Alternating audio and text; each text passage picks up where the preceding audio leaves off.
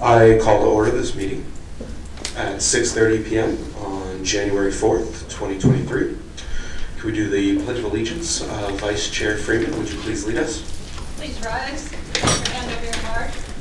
I pledge allegiance to the flag of the United States of America and to the republic for which it stands, one nation, under God, indivisible, with liberty and justice for all.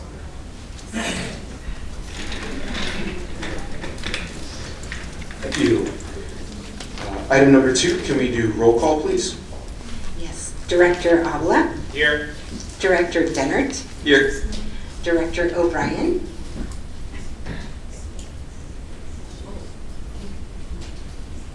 Kate. Kate. Nope. Vice Chair Freeman. Your microphone is not working, Kate. Uh-oh. There you go. Locked up, unmuted, what, It's working now. You're good. okay, great. All right, I'm here. Chair Gray. Here. That takes us to item number 3, agenda review. Dan?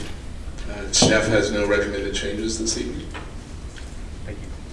Thank you. That'll take us to item number 4, public statements for items that are not on the agenda.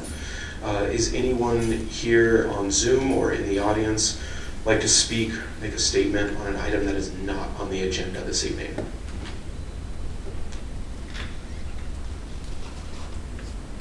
I am not seeing anybody here in the room. Dan, are you seeing anybody on Zoom? I do not see anybody on Zoom that would like to make a statement. Okay, thank you. That will take us to item number 5, approval of minutes, which there are none. Which takes us to item number 6, consent agenda. Would anybody like to pull an item off of the consent agenda to discuss? I had a couple questions. Okay. Vice Chair Freeman has a, do you know which item? I was just curious on item 102.092 on the per gallon water heater. Sorry, Kate can't hear you with the Oh, mic. Can you hear me, Kate? Yeah, I can hear you. Okay. I can now. I was curious where the 100-gallon water tank went out. Was that part of Rancho Santa Sue in the floor? Or? Thank you, Director. If I could, I'll ask Mr. Nakaoka to come to the podium and take your questions. Wayne, it's regarding the water heater. I just use the microphone here. To answer Director Friedman's question, the water heater is at Oak Park Community Center. It's not only the water heater, it's the expansion tank and the pumping system for the recirculation system. For here? No, the Oak Park Community Center. Oh, correct. Okay, thank you. While you're up,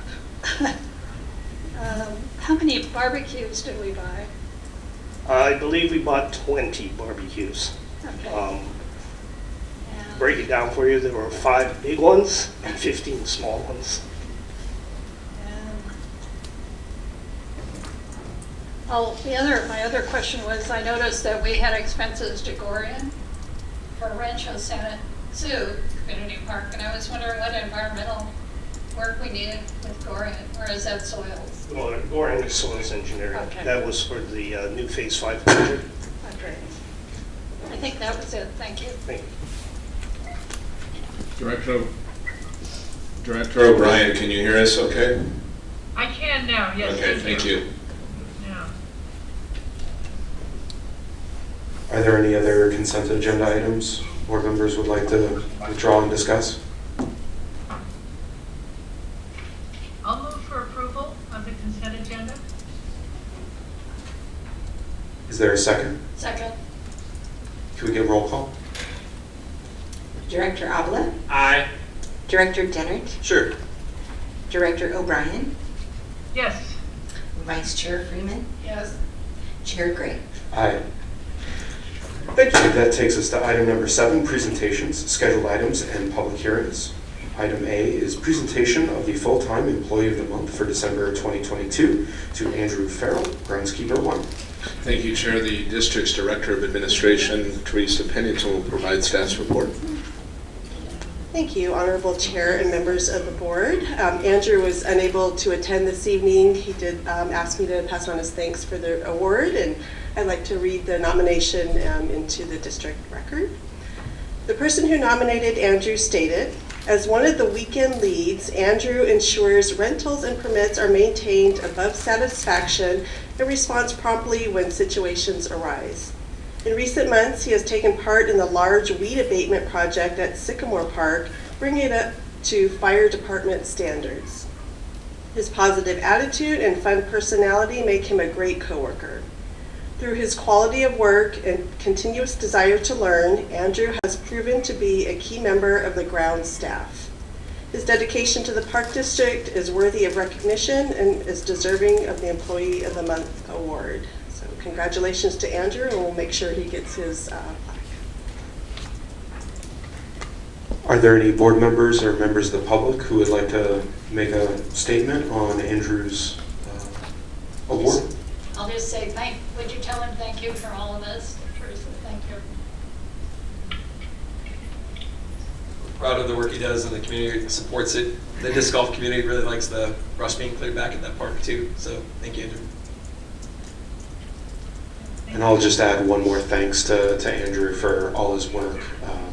And the community benefits from it and sees it every day. So it's incredibly impactful. So thank you, and hopefully next time we'll be able to present it to you in person as well. That will take us to item 8, continued business, which there is none, which takes us to item 9, new business. Point 8, consideration of Arroyo Simi Equestrian Center Rehabilitation Project. Thank you, Chair. I will provide the report. Districts run the Arroyo Simi Equestrian Center. We constructed it in 1990, and we've owned and operated it since that time. More recently, over the last several months, we've got representatives from the local equestrian community that approached staff and also the board with concerns about the level and quality of the facility as it currently exists.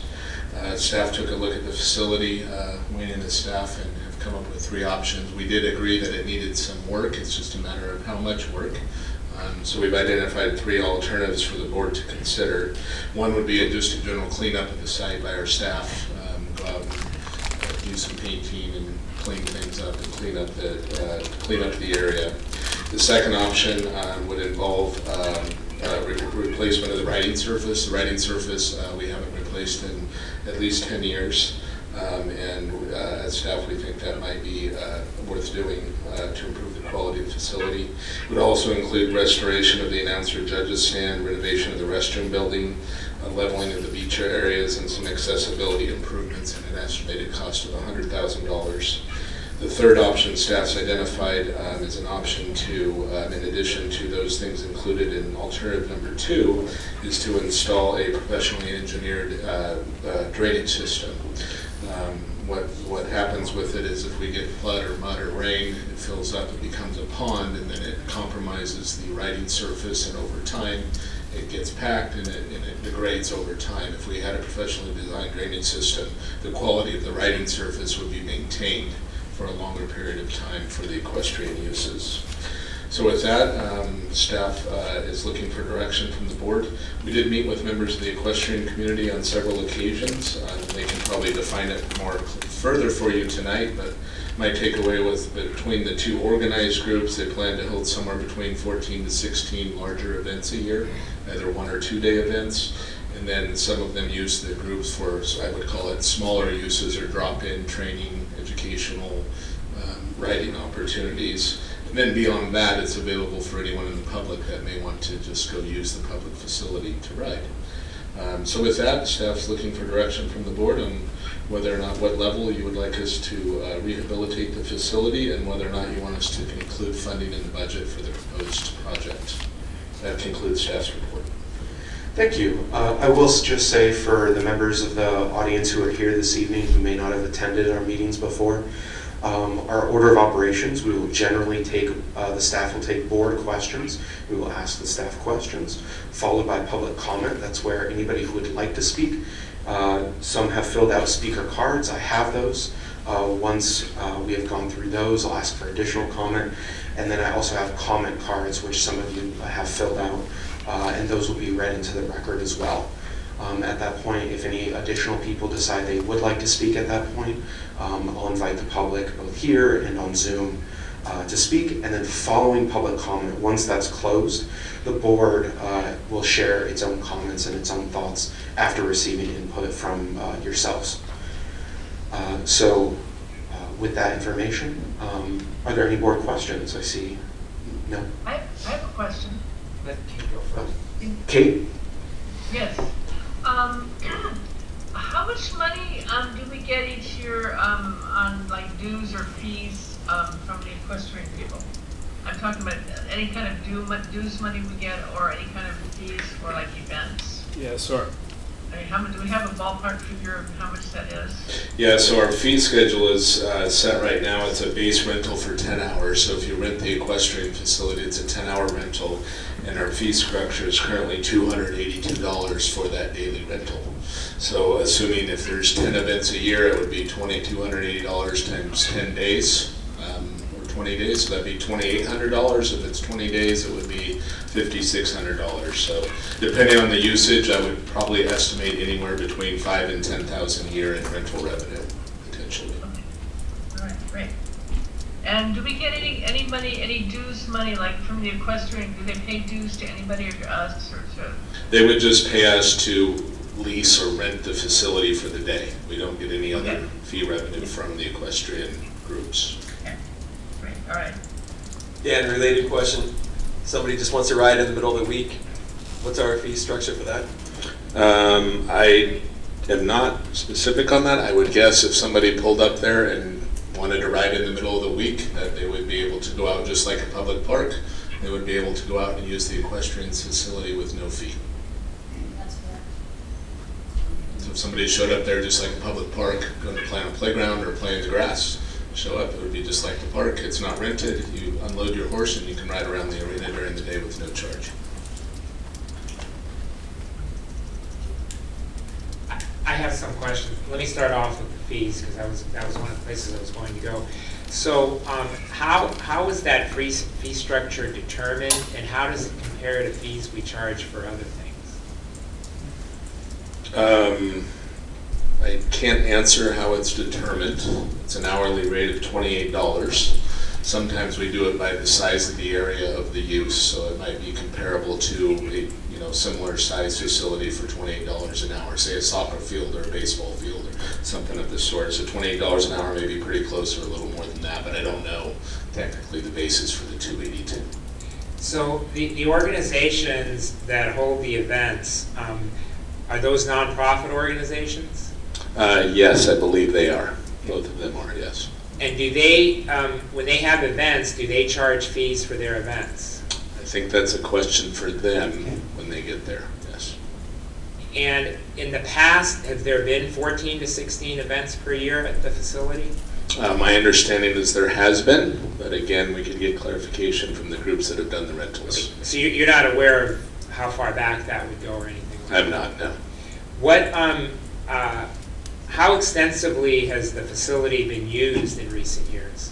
I think, again, I don't have the entire history. I don't think it's been used very much at all since the beginning of COVID. And was it used extensively immediately prior to COVID? Immediately prior, I would probably, from my understanding, it was medium usage, and then a little bit longer than that, it was heavy usage. Now, do we have equipment that we're storing in that area? We do. I believe the equipment belongs to the equestrian groups, and we provide a storage location for them, but the equipment belongs to the groups. And in terms of, and again, this may be a question for them, but I'm asking the questions now, and then that way any audience members who wish to speak maybe can address the questions. In terms of the events that are being planned or have been conducted in the past, what is the demographic in terms of age, local residents? How big are the events? I don't have that information, Director. Okay, those are my questions for now. Thank you, Ed. Are there any other board questions? Some of my questions would be best answered by the audience when they come up to speak.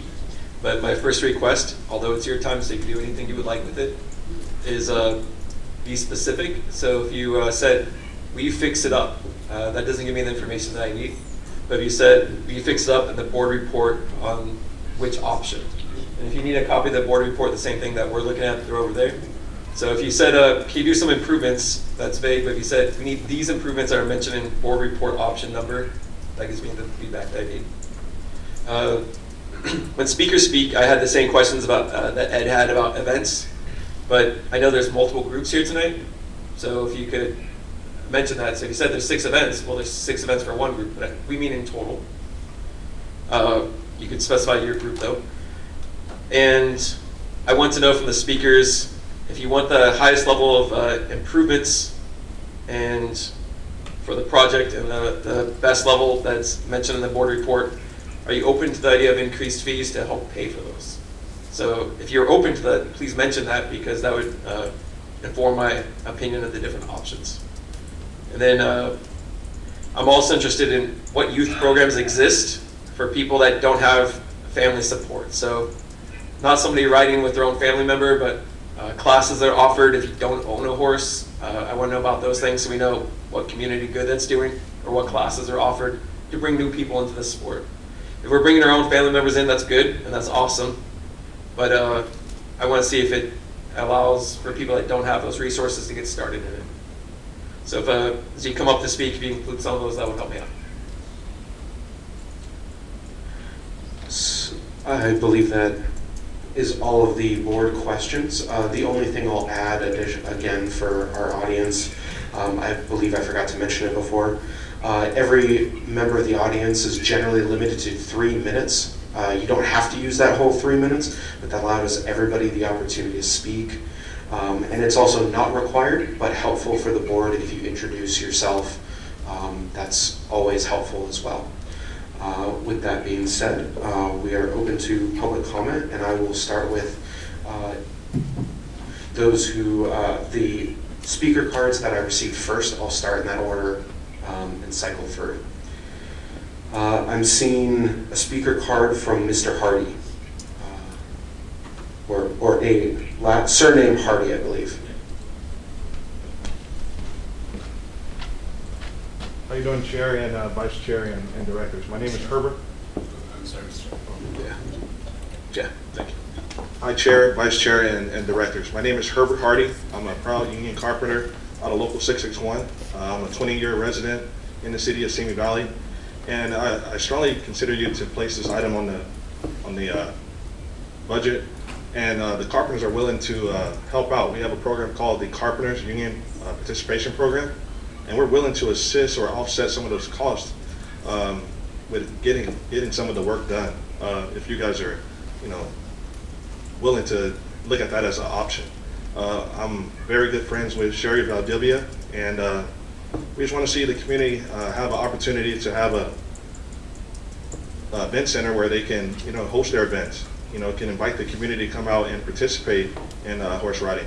And I think that you guys should strongly consider that being an option, and we're willing to do anything we can to assist. Thank you for your time.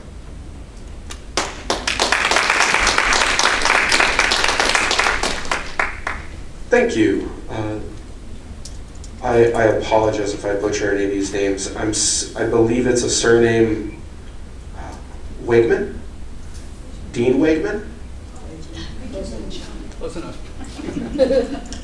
Good. Go ahead and turn off the button on the mic there. It's on the lower part. There you go. Thank you. How do you do? Thank you for having me here. My name is Dean Wageman. Spoke before the committee before. I'm the vice president of the Bridle Path Simi Valley. Strong supporter, and that's why I'm here today to support this community accessory.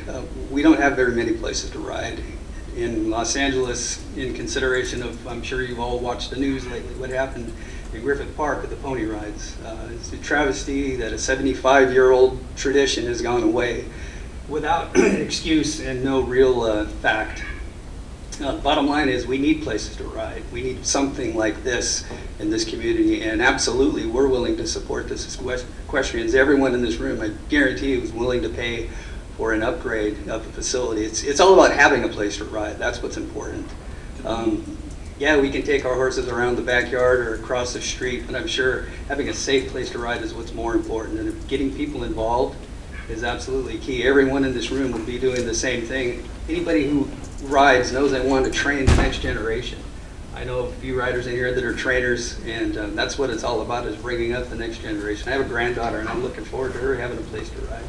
We moved here 4 years ago, and I can tell you, from being in Chatsworth, I was on the neighborhood council, I was on the equestrian committee, and we fought for years to try and keep trails. It was all about trails preservation there, and it was an uphill battle. And when we moved here, it was amazing. I came to the Fun Corral 118, and it was really sad to see that they didn't have a place to ride.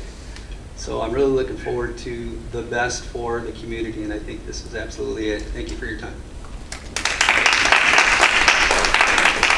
Thank you. The next name I'm seeing is Margaret Roy. Pressing the button. It's on. You can see the light. Hello, thank you for having all of us, actually. I am a 10-year resident of Simi Valley. I came from Norco. If anybody knows Norco, it's Horsetown, USA. No, it's not Simi Valley. It is all about the horses there, and I understand that Simi Valley is different. However, Simi Valley's history comes from the horses, and we all know that. They did rodeos in Hopetown. I've read all about it, and I came to Simi Valley because it's a similar feel to where I came from. This is such an important part of our community, and us as horse people, men and women, we're ready to get our hands dirty and go to town on this. We, like this gentleman Herbert said, we're ready to jump in. We're all in for this. So we strongly recommend that you put this on our proposal. And also, one of the things that I really want to point out is this is not just for us adults that ride. This is for our youths who no longer have a place to ride.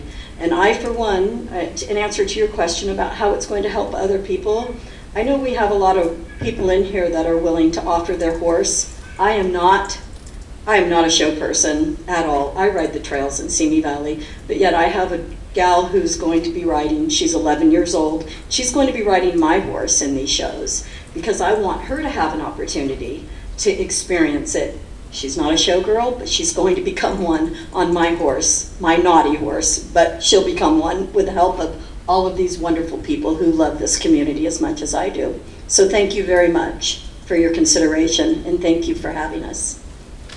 Thank you. The next name is Shari Valdivia. Sorry, they did a good job on yours. Hello, my name is Sherry Valdivia, and I'm the president of ETI Corral 118. I'm also a 30-year resident of Simi Valley, and I've been a 50-year-long equestrian. I'm here for many reasons, but one, it's just not for my business only. Yes, ETI Corral 118 is my business, but it's a nonprofit, and we service the community, and we offer all kinds of classes and rides for any children to adult, and it's for novice, which is our maiden classes, all the way up to advanced riders.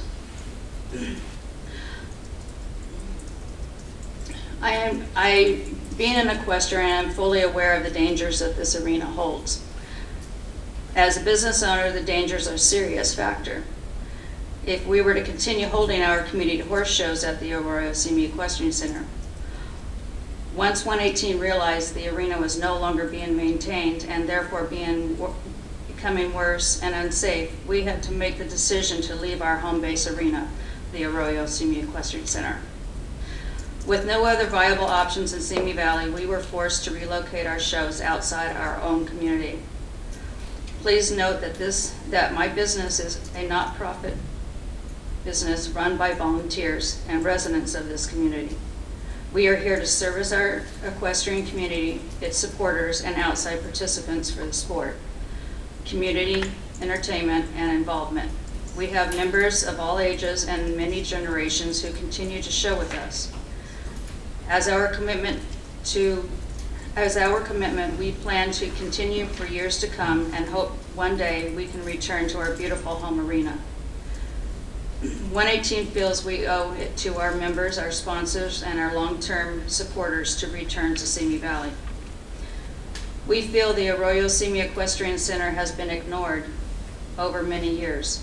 Please understand its condition. The arena footing is horrendous for the horses, hooves, back, legs, and natural movement of the horse, but also the natural movement of the rider. These issues are also compromised by the 1 foot slant in the various places of the entire arena, as the arena does not deteriorate evenly. The base of the arena, which is the footing, is filled with sharp stones, large rocks, as well as tree branches and tree roots and tree branches and other runoff. Not to mention, the original footing has been washed out of the arena into the stands and parking lot. All of these issues are unsafe for the health and safety of the horse and rider and could cause lifelong issues. The show booth or judges... Sherry, you have about 10 seconds before the 3 minutes hits. Okay. So, The judges' stand is rotted and falling apart. It is not safe and it's not good to go inside or on the top floor. The bleachers have sunken. I hope you will consider the renovation of this project as best choice, as I believe the $100,000 renovation would better be protected by doing the engineered drainage system to prevent the rapid deterioration of the arena. I believe this would help us not to revisit this once again in another couple of years. It would help us equestrians to know we have a safe location in our community and our show to know we won't have to relocate again. I hope you hear our plea. Chair, may I ask a couple questions? yes. Sure can. So when was the last time that you did shows in Simi, the Equestrian Center? Our shows ended in Simi Valley in 2017 due to the deterioration of the arena. Okay, so 2017 was the last time. How many shows did you do in 2017? We did 6 shows. Okay. Was that because I'm not familiar, was that a pretty typical year doing 6 shows? The shows vary from 6 to, well, actually from 4 to 8, depending on rain conditions and of the arena. And just so I have some idea, how, when you say a show, like how many participants would attend a show or participate in a show? Well, our show has changed into 4 different types of shows.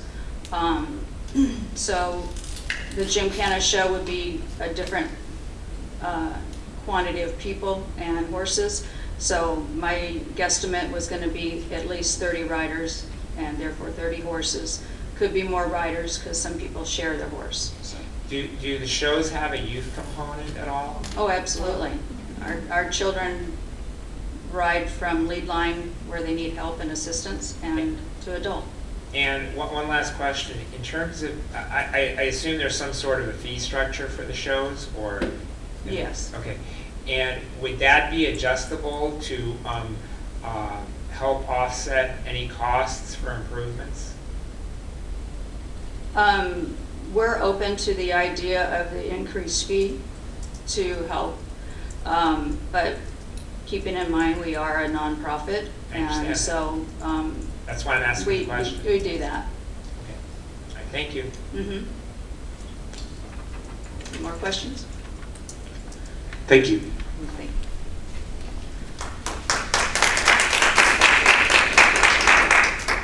The next name I have is Amy Obringer.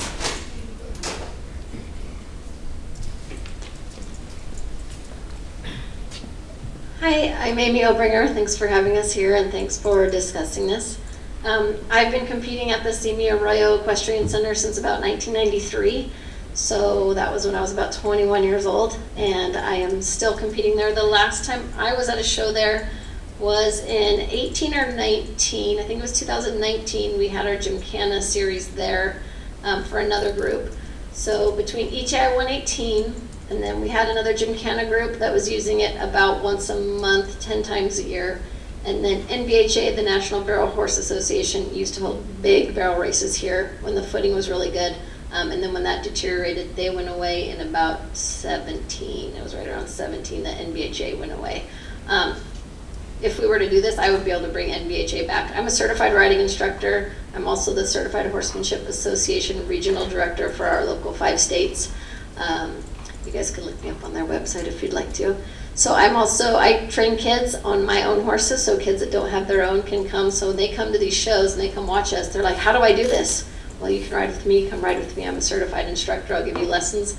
I'll bring my horse to this show for you to ride. And we have tons of opportunities for kids. We also have a plan to start helping some foster youth learning how to ride at 0 cost. So we're working on our nonprofit to help pay for those kids to be able to get to ride as well.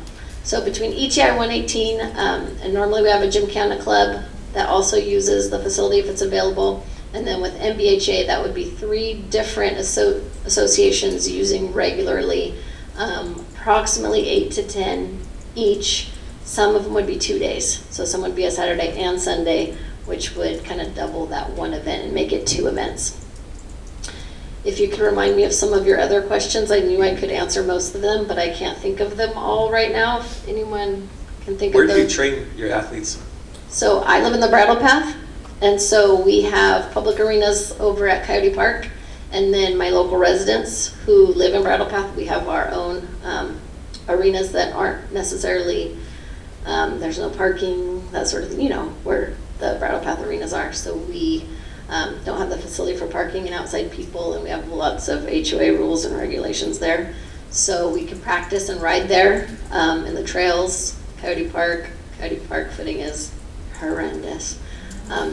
So this is where we would all come together to show, and there's multiple at any one of these groups shows on the Paint Horse Club as well, so that would be a 4th organization at least that would be using the facilities, especially if we did the drainage plan. Like we could all go out there today if there's no arena. Like it's a mess. The rain just washes it out. But if we could do a really good drainage system, that's the most important thing. That keeps the arena safe. And then have proper lockup procedures when it is wet at all. And we need to make sure it's totally and completely dry before we unlock arenas again. That's one of the things that ruins it, is we get on it too early because we're super excited because there's nowhere else to go. And we punch through the base, and that's what destroys. So as long as we can keep equestrian professionals on board with who's locking up the arena, we have people that will volunteer to do that and make sure that everything is running smoothly. And we can, I know I would, and I have friends that would come out and check the arena personally before it would be open to the public, type of thing. A lot of public arenas do have a haul-in fee during the week. It's usually just a $10 or $20 nominal fee. Sometimes there's a locked drop box. Sometimes it's honor system, or sometimes someone who works there, lives there, could pop out and be like, put in your, you can put it right at the front when you pull in. Here's your drop-in box, $10, $20 drop-in fee, and you could have it right there. So that's also an option that a lot of arenas do. They have a drop-in fee, and I'm willing to pay that if my arena's not working. So how often would you say you would be using the facility? So personally, it's nice to haul out, once a week during the week to get kids out. If kids live on the other side of town from me and they can meet here, that would be an ideal place to ride once a week, just casually. And then the groups that I'm involved with would be 2 of those 4 groups, and that would be about, 10 times a month each. And how how many participants does that? How many users does that involve? So the Gymkhana clubs usually host about 10, depending on rain season, 8 to 10. They usually have between 30 and 40 riders of all ages. You have little kids on lead line. All of our groups require helmets for under 18. NBHA is much larger. NBHA, we could get 50 to 100 barrel racers out there in one day. That is mostly a 12 to 50-year-old, and you'll have professionals coming out to barrel race at our ground if we do it. And are you able to withstand a fee fee structure increase in order to offset part of the cost of improvements? Yes, for like the NBHA group, it would be very easy because it's hard for them to find events and good ground. For the smaller groups, that would be harder. So I think it would be fair to have like a dropped fee for nonprofits and then a higher fee for like the bigger organizations like NBHA that could come in there and pay more. Thank you. Yeah, and I just want to clarify something. You mentioned during the week, it'd probably be open just like a normal park for use. And then you had mentioned locking it up so it gets maintained. So locking up the arenas when they're wet only. Oh, okay. Thank you. And then having a drop-in fee instead of always free. Thank you.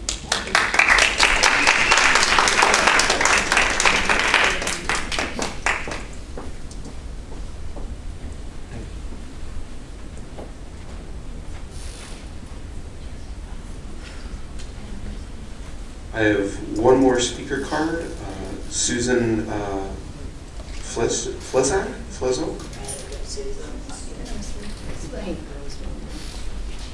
Hi, I'm Sue Flizok. I've lived in Bridle Path for 43 years, I think, something like that. In 1986, we started working on the the Arroyo Simi Equestrian Center. Got it up and running in 1990, and then used it quite a bit over those years. And then it got deteriorated. We stopped using it. We did use it last November. We had a tax sale, second annual, so we've used it twice. But we could only use the parking lot because the arena wasn't usable for a horse show. The announcer's booth was falling apart and it was dangerous, so we didn't use that either. But we just used the parking lot for our event and paid for use of that. And we can charge fees to use it, that's not a problem. But we just need a safe place to ride. And it isn't safe now, and if you went out there, it looks like a lake. We held a horse show in September many years ago, and it was the only show for months, and it rained the night before. Well, it was so bad that we couldn't even get in the arena to take the jumps out of the arena. And when you have horses jumping, you have to have good footing. And I'd like to see that fixed so we could have more shows. I'd like to bring Simi Valley Days back. We had a terrific horse show at the corner of LA Avenue and Madera for many years, but that went away with the condos. So there's no place anymore. Arroyo Simi is it. So we'd like to see it funded, maybe not $250,000 worth, but whatever we could come up with a figure that would be equitable for everybody. But we really need the support. And I have a petition with me tonight, also with more signatures in support of it. Thank you. Thank you. I'll pass to the other board members the petition, 22 names on it.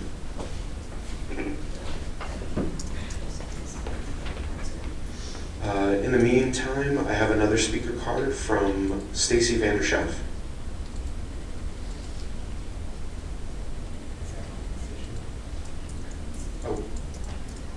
Oh, sorry, that is a different issue. I apologize. Then I have two comment cards. I believe it's Jorna Brow is for option 3 and states that it will save money in the long run and want the center back for children and the community. Chair, I see several hands up on the Zoom. Folks that would like to comment. I'm going to finish this one last comment card. Jennifer East is for proposal in support of a full renovation of the center. And then on Zoom, I see Arabian Horses with their hand up first. Would you like to make public comment? Yeah, I would love to. Can you guys hear me okay? Yes. Yes, we can. Hello? Uh-oh. We can. Hello? We can hear you. We can hear you. Oh, fantastic. Thank you so much.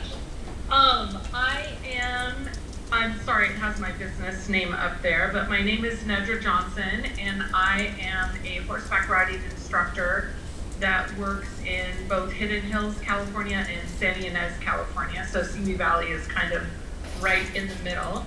And I had the extreme pleasure of hosting day shows at the Arroyo Simi Arena for about 10 years through my Arabian Horse Club.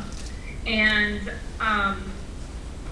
I'm just here to say for the importance of keeping equestrian facilities such as these, it's really, you're creating children's most valuable memories. You're offering a resource that really, I'm in Santa Ynez hauling to Simi Valley, Thousand Oaks, in Santa Rosa because there's a lack of equestrian parks. And to lose another one would just be, a tragedy in an already struggling business.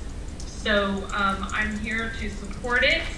The equestrian community can be quite resourceful. If money is an issue, then I think fundraising would be appropriate, and I would love to see it back to its original condition when we were having shows there, and it just was a fantastic facility and a great time. Thank you. I'm seeing Stacy Wilkinson. Hi, my name is Stacy, and I appreciate that you guys are together and trying to get this worked out for our horse community and the community of Simi Valley.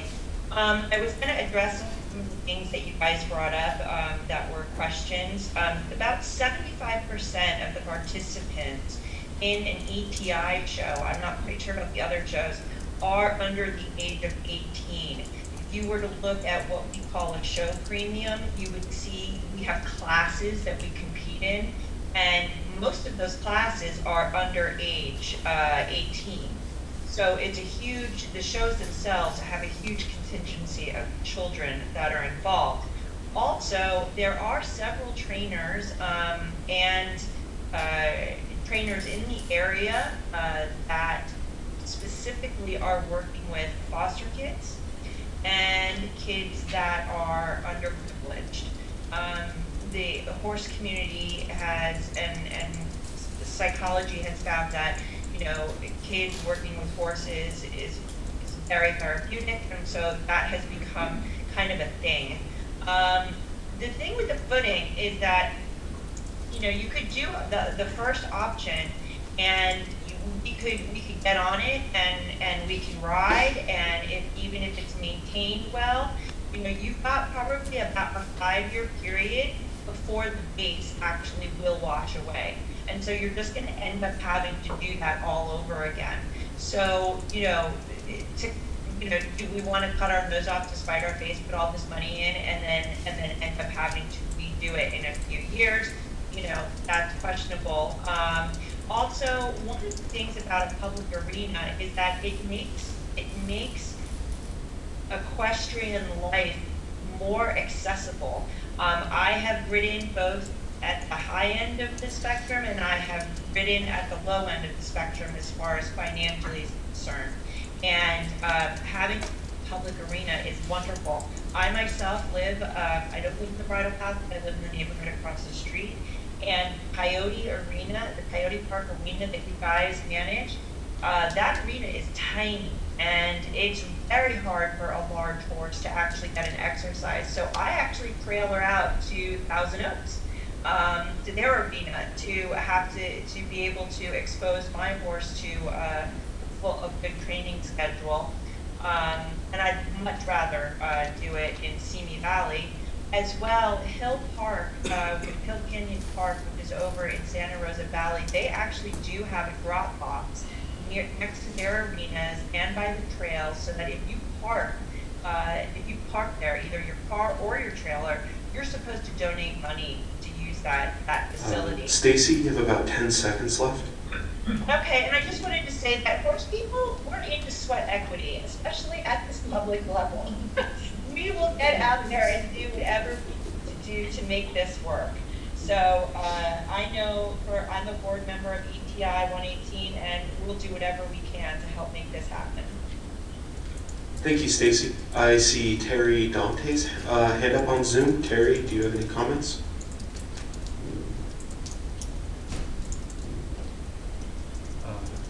Yes, hello. This is Terry Dante.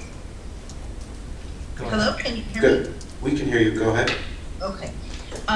So I was involved in SVR, which was a Gymkhana group, and then also we formed with some other horse people in Simi, and also outside of Simi, Saddle Club of Simi Valley. We had 6 shows in 2019, attempted to do shows in 2020. Obviously, the pandemic stopped us. Amy Obringer was actually part of our group. Thank you for mentioning us. And she made very good points about the MBA, the HA, and the Gymkhanas and also ETI horse shows. I just want to make a point that all of those things bring business to our town. People come, people bring their big horse trailers. If it's a 2-day show, they spend the night, they dine in our restaurants, they shop in our stores. So it really does bring revenue to our city. I know when the houses were developed around the equestrian center, they wanted to get rid of the equestrian center. And I know that Chris and Tracy Schmidt fought really, really hard. There's a plaque there in his honor on the grassy knoll there that was dedicated to him because they saved it and they were a big part of the restoration. And we love being there. My daughter's a Gymkhana rider and has been riding there since about 2017. We bring a group of at least 9 riders from Moore Park to Simi. Although I live in Simi, our horse is bordered in Moore Park. We bring at least 9 riders there. We have kind of been forced out of Simi Valley just due to the condition of the arena and the equestrian center. We now do the ETI 37, and we support the ETI 118 coming back to Simi 100%. But just thinking of all of this, this is not just about horse people. This is about our town, our city, and revenue. So that's it. Thank you, Terry. Are there any other individuals on Zoom who would like to make public comment?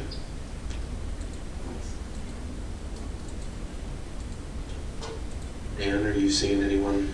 I see a few names. I'll just read them. If you want to make comment, please unmute yourself. Casey Volmer. Yes. Here. Yeah. I see a green box. Casey, did you want to make comment on this item on the equestrian center? Yeah, I'm in support of making Aurora better. I'm a horse trainer in the Acton area, and I'm one of those that deal with a lot of foster kids, and I'd surely like to bring them to the horse shows, and a lot of them are problem children, and I see the benefits of horses, and the foster, LA County has funded a little bit of money for me to work with this, so I'm hoping that we can just move forward and have our horse shows there. So I'm just a horse trainer in support. Thank you, Casey. Vanessa Markarian, do you want to speak to this item?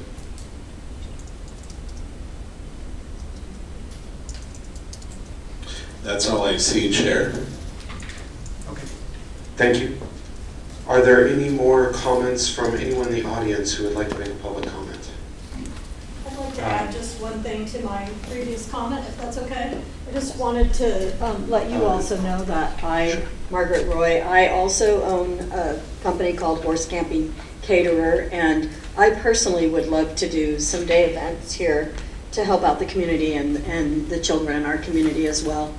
So, and I was married to an LAPD officer, so I'm no stranger to the at-risk youth. And that was my ex-husband, what he did. He actually works in the boot camps. And I just think it could be a wonderful thing. And I have no trouble, obviously, paying for the day use. So it just brings more to the table financially for the city. Thank you. I saw one additional hand raised. I did just find the date of the last show that we had there. It was February 2nd of 2020. So right up to the end there, we were showing. Thank you. Was there another, did you want to speak? Please come up. Oh, sorry. I was referring to Okay. the... Okay. My name's Sherry Valdivia. Sorry. Did you- Would you be able to keep your remarks to the next 20 seconds? Sure. Okay, thank you. I just wanted to let you know that ETI Corral 118 does plan to have 8 shows a year. This includes children of all ages and the various different writing disciplines in our shows. And that's Gymkhana, Western, Ranch, and English. And yes, we're willing to help with whatever we can help with. I have a huge staff, so Thank love you. to help. Thank you. Kathleen?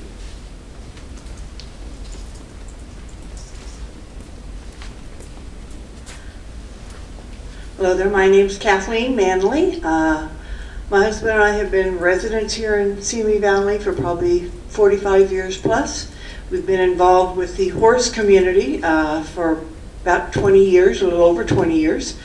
We've done various disciplines. We've done gymkhanas, horse shows, and when we first started, I should say, started becoming familiar with the Equestrian Center and started using it through organizations, it was hard to find a weekend that was open during, say, from about March or April until about October. Every weekend was used by various organizations, whether it be the Gymkhana groups, the barrel racers, horse shows. There was a group called Rodeo Horse Racing that used to use it. My husband and I have worked at other facilities in other areas, LA Equestrian Center and over at Corral 37 in Thousand Oaks. And I think Simi Valley would really miss an opportunity if they don't improve what they have. It's a great place, plenty of parking, you've got the nice restroom there, and the facility in its heyday was awesome. It was really very usable and everybody enjoyed coming there. So I definitely think it would be a loss if we did not improve it to the best of our ability, and we'd love to help out. Thank you. Thank you, Kathleen. Have you spoken yet? No. Oh, please come up. Thank you. I did a comment card, but listening to all of this, I just wish that you guys could come to a show and see it. I'm a photographer, and I have photographed the ETI, Dorna Brown, I'm sorry. The ETI 101 horse shows, and I'm so impressed by the joy on the kids' faces and the teenagers. You know, statistics prove that if kids get involved with horses, they stay out of trouble. And I was photographing this beautiful rider, and I didn't know her mother was next to me. And I mentioned to her, oh my God, what a beautiful rider she is. She is so talented. And she goes, I'm her mom. And I go, wow, good job, Mom. And she said, so I said to her, is she a good kid? And she turned to me and answered, she is a wonderful kid. And I go, why? What happened? And she goes, horses. No money to buy drugs and no time for boys. And that's the truth. It keeps them off of social media. They're out in the sunshine. They're with their horses all the time. And I just want this so bad for the kids in the community. I think it's a huge benefit, and I'm all for it. Thank you. Last call for any public comment. Not seeing any on Zoom. None here. Okay, that will close public comment. Are there any board comments? Ed. So, first of all, I appreciate all the speakers. I love the situations where I'm actually educated by our speakers, and I felt I was this evening, so I really appreciate that, and the passion of the equestrian community. I'm in favor of seeing improvements done, but what I'm more concerned about, other than sweat equity, which I appreciate, is financial equity. Because we have all sorts of great groups coming here wanting projects, and we just can't do everything, and we can't do everything at one time. So what I would be interested in doing is having our staff look into seeing what sort of meaningful rental increase we can do that would ultimately offset some of the cost of these projects. And when I look at option 3, which is the high-end project of $250,000, I've been on this board for 6 years right now, and I can't be fooled anymore. I know that means that in the end, it's going to cost us close to $500,000. And I'm not joking when I say that. It's happened time and time again. So I know that's like a starting point. So if we need to find out what really needs to be done, if that's what it's going to take to attract shows, then that's the number that I have to look at. But for me to be able to approve something like that, I need to know that some of that is going to be offset in some way, and not just a nominal rate increase, but a meaningful rate increase that's going to offset the cost. Otherwise, we just can't afford to do that in terms of priorities as a district. So I'd like to find a way to do it. I'd like to see staff look into that and to see if there's some way we can get there. I will make one other comment that I really appreciate. I think it's great. I've lived in this city for 50 years, and I think it's great that these shows maybe bring business to our community. So I suggest you get in touch with your city council member and see if maybe the city can help us out with some of the costs, because that would make a difference as well. Elaine? Yes, I want to thank everyone for coming out tonight. We're a unique city in that we have a complete residential development that's equestrian oriented, and their trails, and so there is a distinct support for the horse community and the people that reside up in Bridle Path as well as other areas.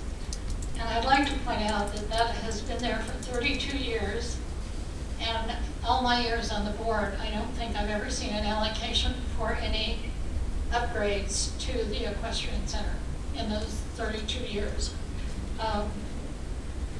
I think it's important. It's a cultural part of our community for the youth, for all ages. We would lose, I think, a unique part of the community if we didn't appreciate and upgrade the equestrian center so it could be used on a regular basis. With that being said, I'm not prepared to go all the way with the drainage improvements, but I would recommend that we take option 2, and if we can maybe get some volunteers. I mean, the carpenters said that they would help out. Any donations would go a long way to making it a great place, even better place. Because of our weather, I don't know how often it floods. It's probably flooded right now. We've been through a long dry spell, but I would like to see it brought to a usable state that is identified in option 2. And I think it is an asset, and we have a huge equestrian community here. And I don't see that we're serving it as well as we could. And that's my recommendation. Kate, did you have a comment? Any comments you'd like to make? Yeah, I do actually. I have. First of all, I thank you everyone for coming, and I like to see everybody stepping up to the plate on this. It looks like we're kind of all on the same side. I tend to agree with both Director Adela and Director Freeman. I do think that having the staff come up with some kind of reasonable fee increase to cover these expenses is an excellent idea, and it hadn't occurred to me to ask the city for help, but I think that's a good one.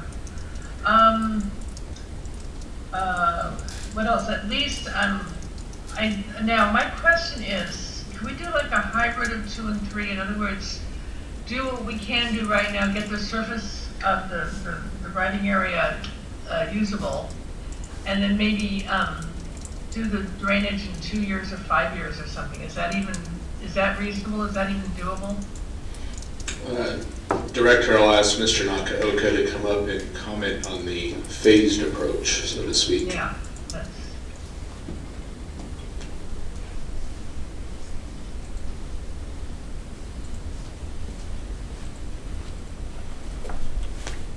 Director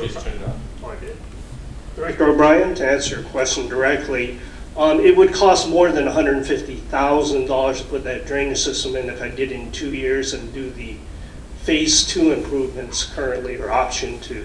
What I'd have to do is pull all that sand out and the base material back out of their equestrian arena to put the storm drain system back in.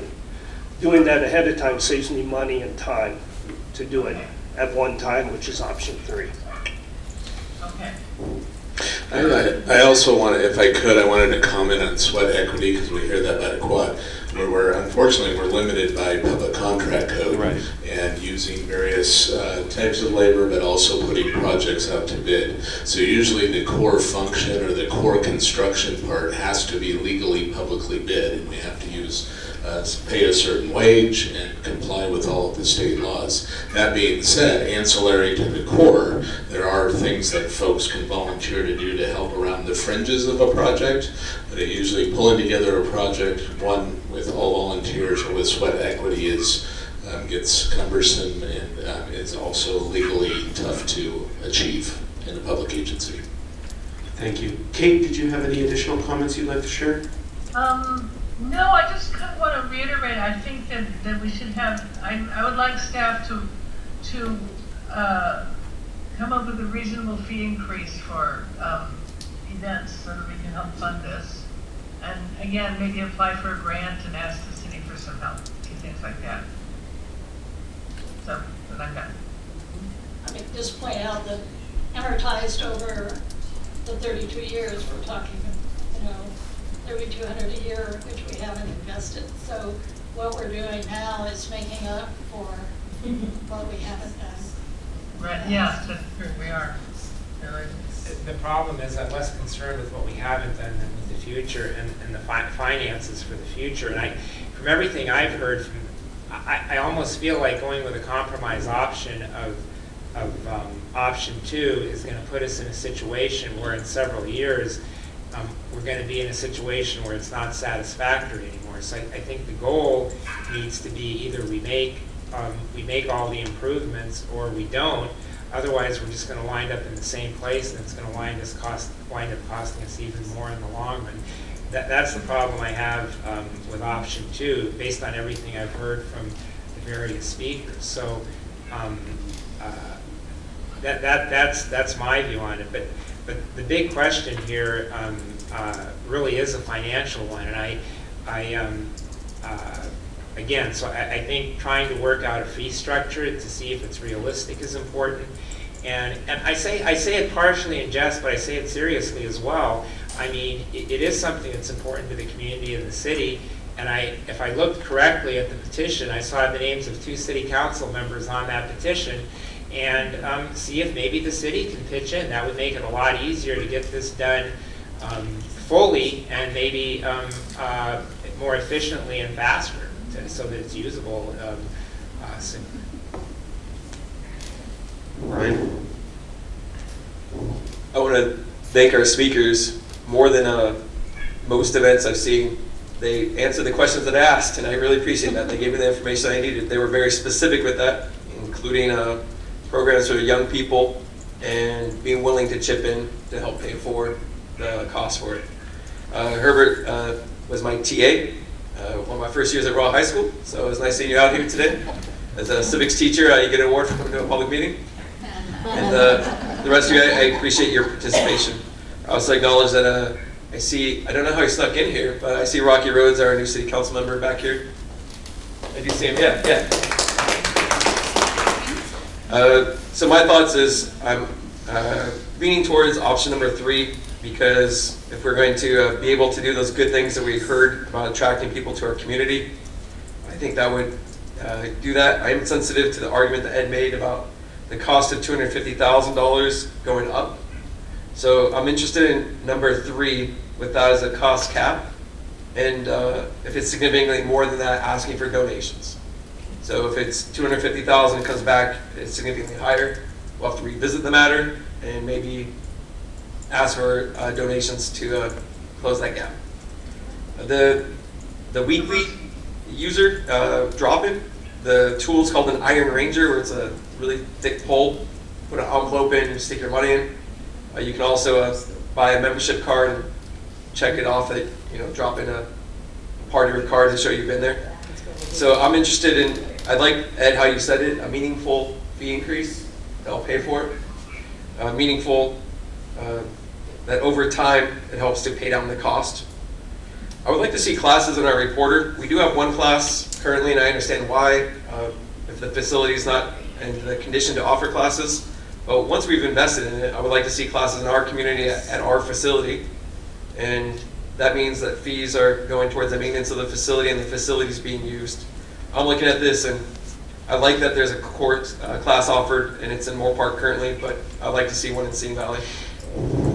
I like the idea of sweat equity. I know, Dan, what you mentioned, sweat equity is not going to build it, but I like the equestrian community to commit to annual day of just all the different clubs coming together to not build and not what's on the agenda tonight, but just routine maintenance. That would be good.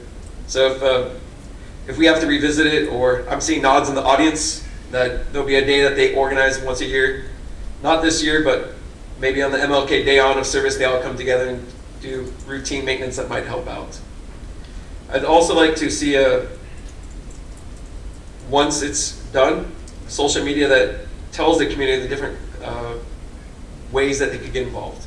Not with the private organizations, whether they're a business or nonprofit, but anything at our facility. Because I think there's a gap where there's many people in our community that don't know how much it would cost or that it's available locally. And so if we did that, if it's at our facility, I'd be interested in that. That was a long way of saying I support option number 3 with a meaningful increase in fees, and with that cap on there, and we'll revisit it if it gets substantially more to see about donations. Elaine, did you want to? I'd like to point out a couple things. It's operated for 32 years without the improved drainage. And it's managed to operate and be usable. My concern is going for the $250,000 one, because that's going to delay any improvement to that facility because of design and engineering and coordination with the Ventura County Flood Control District. I'm saying that I would guess that if we went with option 3, it'll take a couple of years to get done. And I don't think that the equestrian people want to wait 2 years. With the option 2, we can control all of that internally with the district. And there's no design requirements that would be required. I think we'd probably have to have a discharge permit into the Arroyo, just a guess. It gets complicated under the $250,000 option. And with the $100,000 option, it gets the facility usable in a much more reasonable period of time, and all under our own control. Kate, did you have an additional comment you wanted to make? No, I hadn't thought of the time constraints. But we don't really need much of we don't need a lot of permits to do just the surfacing, right? We just need, as you said, the discharge permit into the Arroyo. Mr. Nakaoka, if you could please approach the podium.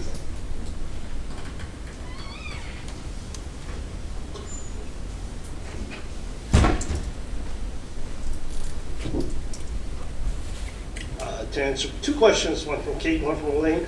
I don't think we need a new discharge permit. We already have an existing storm drain system for the parking lot and the roadway. But we would have to design a system. Yes, we would have to design it from the rink to tie into the existing system. Wayne, what would be the timeline difference between 2 and 3? At this current time, I'm probably looking at 8 to 9 months on option 2, and probably a year for option 3.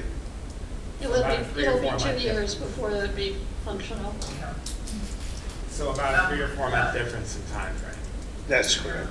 All right, I have maybe it's a stupid question, but maybe not. Is there any way when we resurface the surface, can we slope it like toward the arroyo instead? That would cut down on the flooding. The surface can't be Like really you do a sloped. garage floor, you slope it 2% toward where you want it to drain to. Well, my idea is to recontour and put pipes in and slope the subsurface of the equestrian rink. The rink itself, the base material and the sand, I'm going to call it sand, the top area, has to be basically level for their competitions. So I can't be sloping that, and it's perfect. It's actually very porous, so the water actually will go right through the sand and the base material. So sloping it doesn't really drain anything off. All right. That's kind of, yeah, I didn't know all right. Okay, never mind. Hey, you brought up a point earlier I wanted to ask you about. You said we consider approaching the city. What do you think that would look like? And I know you might not know what the response would be, but Well, it won't look good for me because I'm the one who brought it up, but but if it gets us extra money to get the work done, we can approach the city, they can approach the city. It can be. We've done other things jointly with the city. We're going to have on the agenda tonight the Arroyo Simi Greenway, which we've paid for the most part, but the city has done their part on it as well. So we've done other projects with the city. I know we're hoping to talk to them about a BMX track. So there are things we can do jointly with the city if it's something that impacts the city and helps the city. Before I just have one question, so we're not playing like a riddles game here or anything like that. If it's okay with the chair, we have a couple of the people here who have spoken, who put on the shows and teach and do the classes, correct? I just without playing a guessing game here, how important is it to have recommendation 3, the drainage, over recommendation 2 in terms of being able to go forward with the events? Instead of trying to guess at this, can someone just give me an answer to that? So, with the drainage. Yeah, if we could, I'm sorry, come to the mic because we're connected into Zoom. So if we talk into the mic, the folks on Zoom can hear. When we have a year like this, the drainage is extremely important to have. But like Vice Chair said, we've used it for so many years and it was done so well the first time that it really did last a long, long time. And there are people who would it be the Parks and Rec doing it, or would you be outsourcing it to bids? Well, that's a question for Wayne, but I assume Okay. it'd be bid out. But Wayne, Because we know of people. I think I guess all I'm asking is what's more important? Is it to have the drainage done, or is it to have those other things done? Or realistically, do you really need both? Because there's really 2 factors here. The time factor appears to only be a 3 or 4 month difference. But the big factor, I mean, there's nothing to hide here. The big factor is the financial part. You're talking a minimum of $100,000 for number 2. You're talking a minimum of $250,000 for item 3. That's going to impact the park district. It's going to impact you in terms of the fees that come back to you. So the question is how important, instead of we're trying to guess at or trying to make people happy, how important is number 3 to have done to be able to move forward with the events and the shows? I honestly think it would be cost prohibitive to do the 3rd option because of what you're going to put back on us to pay for the fees to go there, and it's going to drop the usage of the facility and also take longer. So just to be realistic with the cost of everything going up so high, I feel like we have to make do with the $100,000 option and making as many French drains and make it as good as possible and make sure we're getting bids from guys that know how to do this, that do horse arenas, not just footing, but actual horse arenas that know what they're doing and know how to make it last through the rain. Because we want to be able to go there. We want kids to be able to afford the price of the entry fee because our costs go up, their cost goes up, everything goes up. Okay, thank you. I just needed a straight answer on that. Okay, thank you. All right, I have a suggestion. what approach we could take. I'm leaning toward option 2 for all of the reasons we've discussed. Wondering if perhaps staff could reach out to the city and maybe reach out and see if there's any grants, and if there are like a lot of a grant that we didn't know about or the city can help us, then we could go with option 3. But if there's not going to be a lot of money available, stick with 2. Maybe revisit next meeting or meeting after staff has done a little research on available funds out there.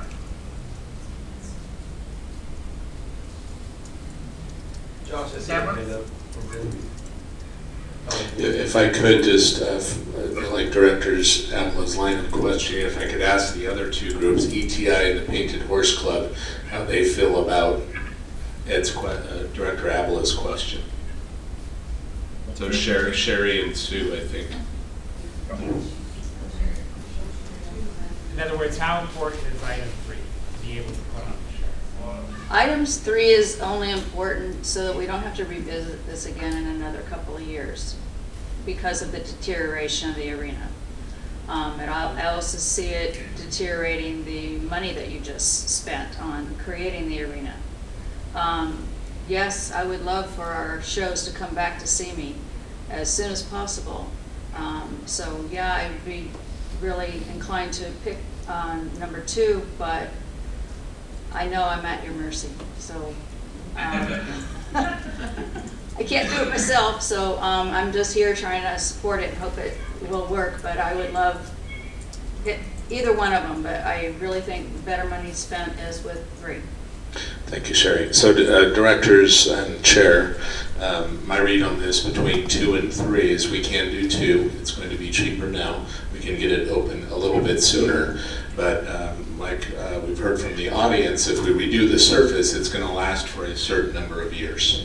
It may be 5 years, it may be 7 years, but then we're going to be back spending another $100,000 in 5 to 7 years. If you do option 3, we won't be back for a longer period of time. Additionally, the difference between 2 and 3 is that it becomes more usable at more times during the year, because when it rains and there's no drainage system, it can't be used for a period of time. So I don't.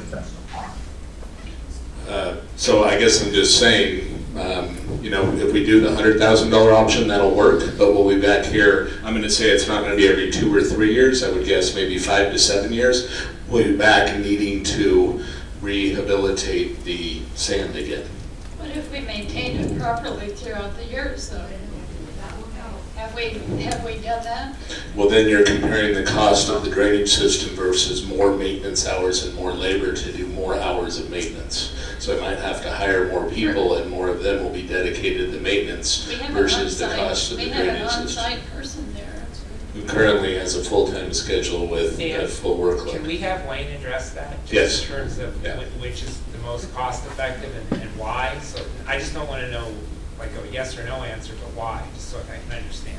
And I guess if I can add on to Ed's question a little bit, I would say cost effective in the long term. We're a local government, and I think it's important we look 20 to 30 years down the line, not just the next 5. Okay, to answer the longevity question, I can't say. I guess 5 years would be a good number for option number 2, how long the sand will last. I can't really say.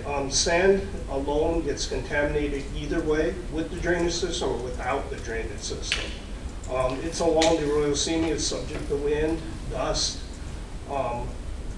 The sand out there, I've been around long enough to know that we've never replaced it, we've amended it. One time I put in ground up tires into it. Some of these ladies remember that. Yeah. Didn't quite work out so well. It wasn't recommended option from an equestrian expert, didn't work out too well. I put vermiculite in that mixture to help soften it up. It got too soft where the barrel racers couldn't go around it. It was good for jumping, but not too good for the barrel racers, so that's what I was told. I'm not an expert in horses. We do have a couple names that are experts. I can't tell you how long it's going to last. It could deteriorate very quickly. This is the only equestrian ring we have, and we don't have a lot to judge on, or a lot of expertise and background in equestrian rings. So I know you worry about dollars and cents too, especially because I get on your case and we know always come in Yes. over budget, but which are you more comfortable with in terms of, or is it a tough call? In the short, I'm going to say I'm more comfortable with option 3. If I'm going to do something, I want to try to do it to the best of my capabilities and putting a drainage system in. If I can put a drainage system in, I haven't done the mathematics yet, seems to me the better option. Without the water puddling in there every year, you get the mud off the hillside, it's going to contaminate the surfacing. Yes, we can add maintenance to it. We do have a caretaker there, as Vice Chair Freeman mentioned. Our caretaker right now is only doing work on the weekends. He doesn't prep during the week. To hire an additional person, actually I need a tractor too. So we're looking at considerable costs to do additional maintenance. I'm trying to do as little maintenance as possible, and I think option 3 is probably the way to go. It'd be easier for me because I don't have to deal with that saturated condition once it rains. Then I gotta dry it out, turn it over every day till the mud dries out. I'm hoping that everything percolates through, and kind of like coffee grounds in a teapot, or a coffee pot, it'll dry out a lot quicker, and I'll have a lot less maintenance. Thank you. Thank you, Wayne. I will take this moment to share some of my own comments. I will thank everybody here in the audience and everybody who came in via Zoom as well for coming in and participating, sharing your thoughts, your ideas, and including the offers of assistance and help. That's always greatly appreciated, especially as has been said, not every community comes in with a plan and with an offer of assistance. To sum my own idea quickly is, I think if we're going to do a job, we should do it right the first time and not drag it out. And that leads me in favor of option 3 and kind of how Director Denner laid it out, of examining fee increases, engaging with the city, and looking for assistance and funding, but still doing the job correctly with the drainage system and doing what's going to work seemingly the best over the long term. Are there any additional board comments, or would anybody like to make a motion? Sure, if I could offer a couple alternatives. It sounds like we have consensus to, at this point, I'm not saying we're improving it at this point, but to pursue option 3. I might suggest to the board that staff get together with the principals. I've heard about 3 or 4 principals there. As one alternative, we could get together with them in the next month to talk about a new fee structure that won't be in line with equestrian uses, talk about the drop-in fee, talk about the base fee, try to come to some middle ground on what's affordable to them, and then bring this item back to you along with a restructured fee structure. That may get you more comfortable with option C. The other alternative would be to give staff direction to pursue option C, and then staff would bring a fee structure after the fact, so to speak.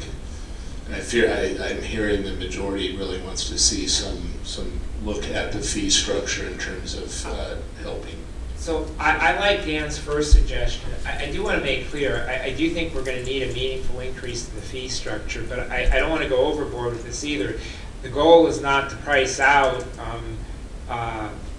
half the potential users. The goal is to try to offset some of the costs. So we do need a meaningful increase, but I don't want it to be to the point where the whole reason we're doing this in the first place is to get people to use the facility. So I'm not asking for it to be to the point where we're going to lose half the users that we would have had. So I just want to make that clear to everyone. I think also if we were to do that, there were a lot of questions about usage. How many events, how many users, what are the, what's associated with that. If you gave staff a little time to work with the principal folks, we could chart all that out about how many, and then I can bring you back based on the fees and the number of events about how much revenue offset we would have to support the cost of option 3, or to help support that in partnership. How long do you think you would need for that? In other words, I don't like dragging things out either. So just, I mean, how? It would kind of be dependent. I'd be relying on them to attend probably a couple of meetings to give me some information and map it out. So I would say, we could probably get together next week or the week after for one meeting, and then we put it together. And then, but again, I'd be dependent on their timeframes at all. I would say probably a minimum of a month, but maybe up to 6 weeks. So maybe 2 meetings from now or 3 meetings from now. So one of the February meetings. Yeah. Yeah, that works for me. Yeah, I'd also like to request or reach out to the city to see if they can help us out with some of this too. Maybe a available grant search at the same time. Fair enough. I'll make a motion to pursue option number 3 with a reaching out to the city, as a couple people suggested, and that we have a meaningful discussion about fees to help offset 3, and the community comes together once a year for a service day at the facility. And I think that's all the motion. I'll second. Can we do roll call, please? Director Avila, Aye. Director Dennert, Yes. Director O'Brien, Yes. Vice Chair Freeman. Yes, with the stipulation that I want a timeline. I want staff to look and see how their workload is, because I know they've got a heavy workload in the maintenance and design side, and to do a timeline and perhaps finite estimate. But I'd like a report back regularly, maybe in 2 months, and then in 4 months where we are, because I can see this taking longer than I would like to get it done. I'm sorry, I need to ask a question of legal counsel. When we're in a vote, at that point, aren't we just voting on the motion when we're in the middle of a vote? Yes, but it's Yes, all right but for the board to comment. Yes, the board is allowed to comment, yes. During the vote. And she isn't, all she's asking for is further report, so I think that's all right. Thank you. And finally, Chair Gray. Aye. Thank you. Chair, I'd like to request a 5-minute recess. If I could, Chair. Yes. Those of you that are involved in organizing events, I think there's 3 or 4 or 5 of you. If you wouldn't mind, if my staff could put a little piece of paper so I can quickly know who those are and ask you guys to a meeting probably next week sometime. That would be helpful. Thank you. And with that, we will call a 5-minute recess. We will return at 8:03 p.m. Thank you. Thank you. That will take us to item 9 of new business B, consideration to provide matching funds for the Active Transportation Program grant for Phase 5 of the Arroyo Simi Greenway construction project in partnership with the City of Simi Valley. Thank you, Chair. Jennifer Santos from the Planning and Maintenance Department will present staff's report. Good evening, Chair Gray and Vice Chair Freeman and board members. Since 1966, the Ventura County Watershed Protection District and the Park District have had a joint use agreement to allow recreational use along the Arroyo Simi. The City of Simi Valley, the Park District, and the Watershed Protection District collaborated to create a community vision that resulted in the Arroyo Greenway Specific Plan that was adopted by the city in 2011. The specific plan included goals to improve access and recreational use of the 12-mile-long master trail system, provide safe and alternative transportation routes, improve air quality and water quality, and provide environmental and habitat protection and public awareness. Improvements to the Arroyo Simi Greenway includes 5 phases. Phases 1 through 3 have been completed, and Phase 4 is currently underway, with anticipated completion date to be at the end of September of this year. Phase 5 represents a 4th partnership with the city and the Park District to complete the master trail system. As shown in Attachment A, this project will include construction and rehabilitation of 1.8 miles of the trails, specifically from Tapua Street to Stern Street and along the Las Yajas Channel that starts from Los Angeles Avenue to Cochran Street, which is between Fig Street and Ralston Avenue. Activities will include new paving, striping, signage, related amenities, and other related construction activities. On June 14th of last year, the city applied for active transportation ATP grant to the State of California Department of Transportation to fund Phase 5. The anticipated cost for this project is a little over $1.3 million. However, funding for this project was rejected by the state.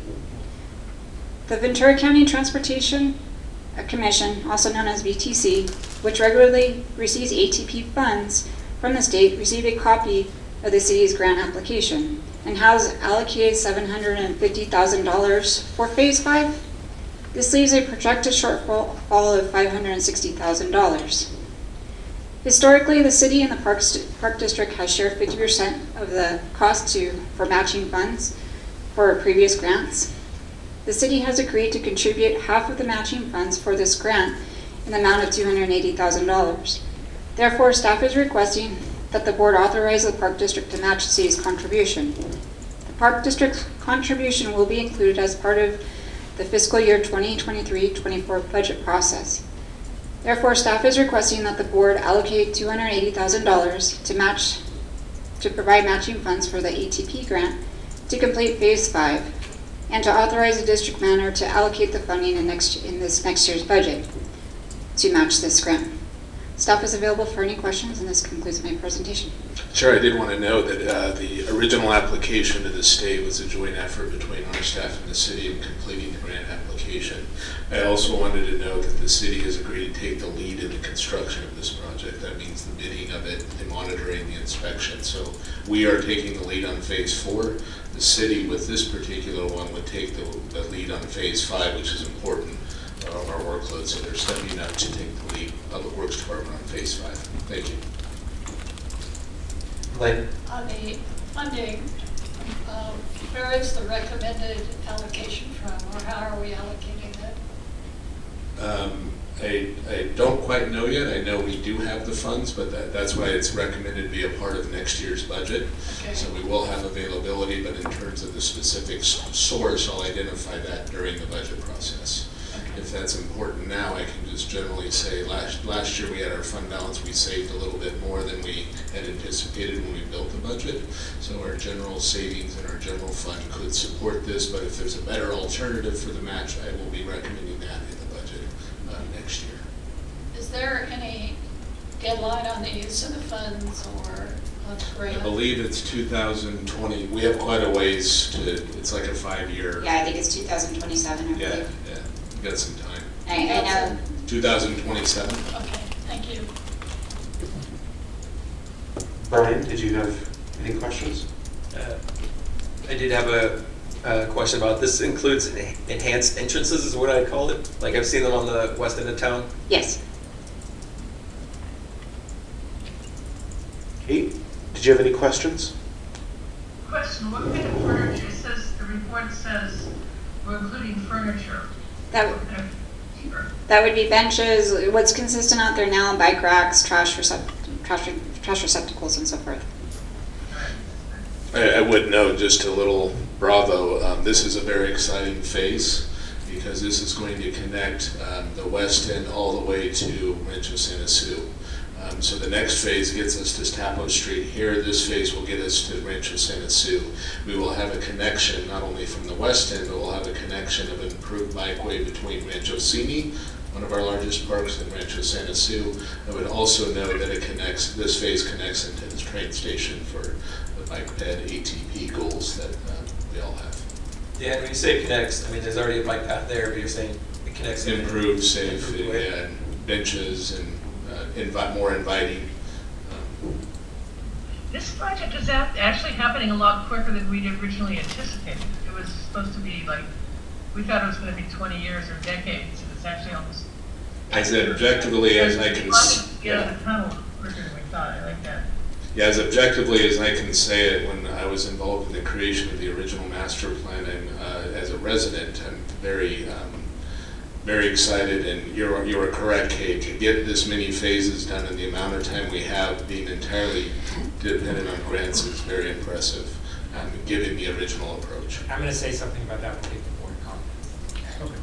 When we were on when the committee was formed, Arroyo Greenway Committee, there was no concept at all that we would even get started for 10 years or 15 years because of the funding situation. And so I think it's pretty remarkable, actually, what we've achieved. That's good.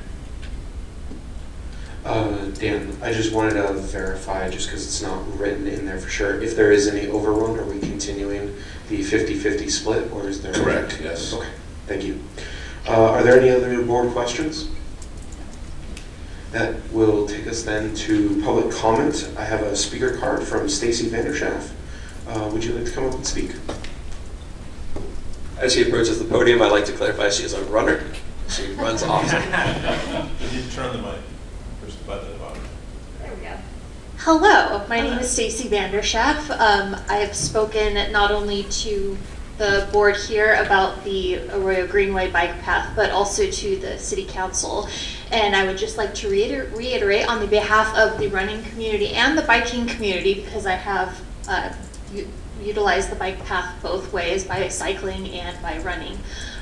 Thank you very much to the board and to the city council for your continued attention to the Greenway. As someone who uses the bike path frequently, and by frequently I mean at least several times a week, and I've also attended several events throughout the duration of the year on the bike path. The Free Clinic hosted an event earlier this year, as well as the 13 Souls Remembrance Run happened in August. And there's also a private company that hosts several races utilizing the bike path throughout the year. And I can say that anytime I use the bike path, I'm never alone. There's all kinds of people that use it, whether it's just people walking their dogs or riding bikes or even running.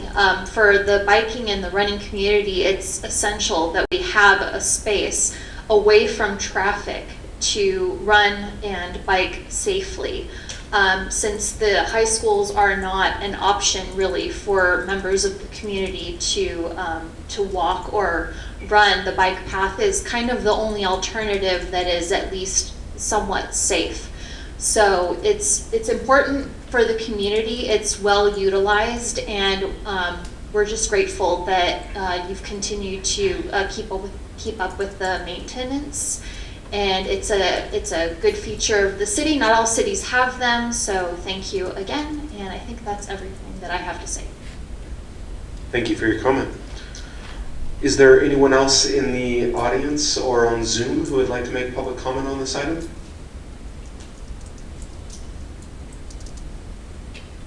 Seeing none, that will take us to board comments. I know Ed has indicated he has a comment. Right, I do. I think it's amazing how fast we've proceeded with this, and there's a couple people that really deserve. Well, first of all, there's an entity.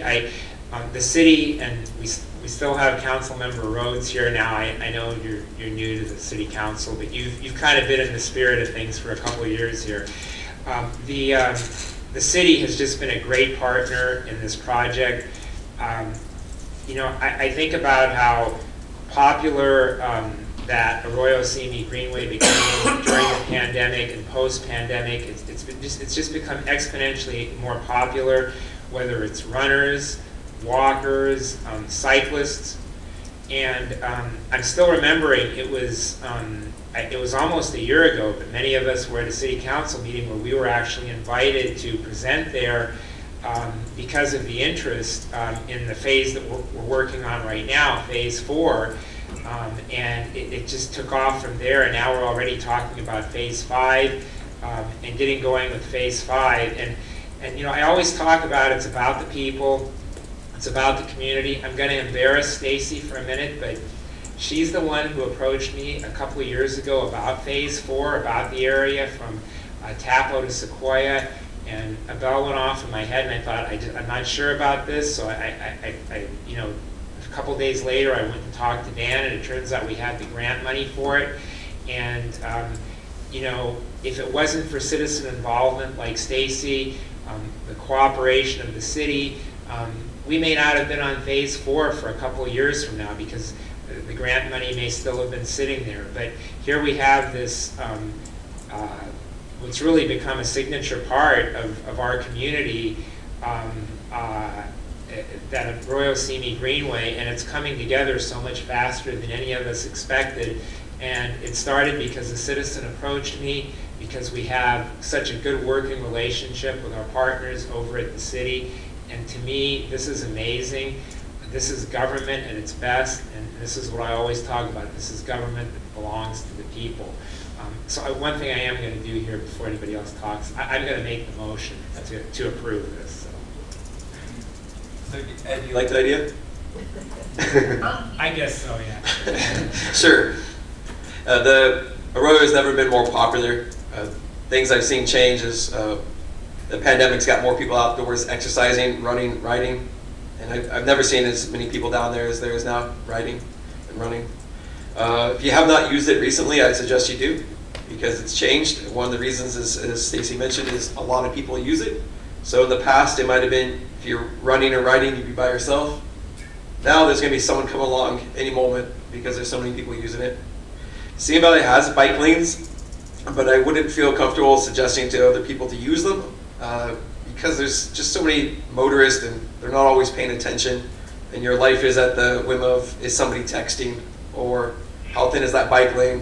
And there's parts where the bike lanes could be improved, and sure, there's technically a bike lane, but there's nothing like the Arroyo. It's more quiet and peaceful and a lot safer. There is an issue that's ongoing with homelessness in the Arroyo, and I'm frustrated that we label ourselves a compassionate society and allow someone to live in the Arroyo and say, well, they don't want help, so we just leave them there. And that's been ongoing with people coming to us to talk about it, and it's usually the same few homeless people that need help.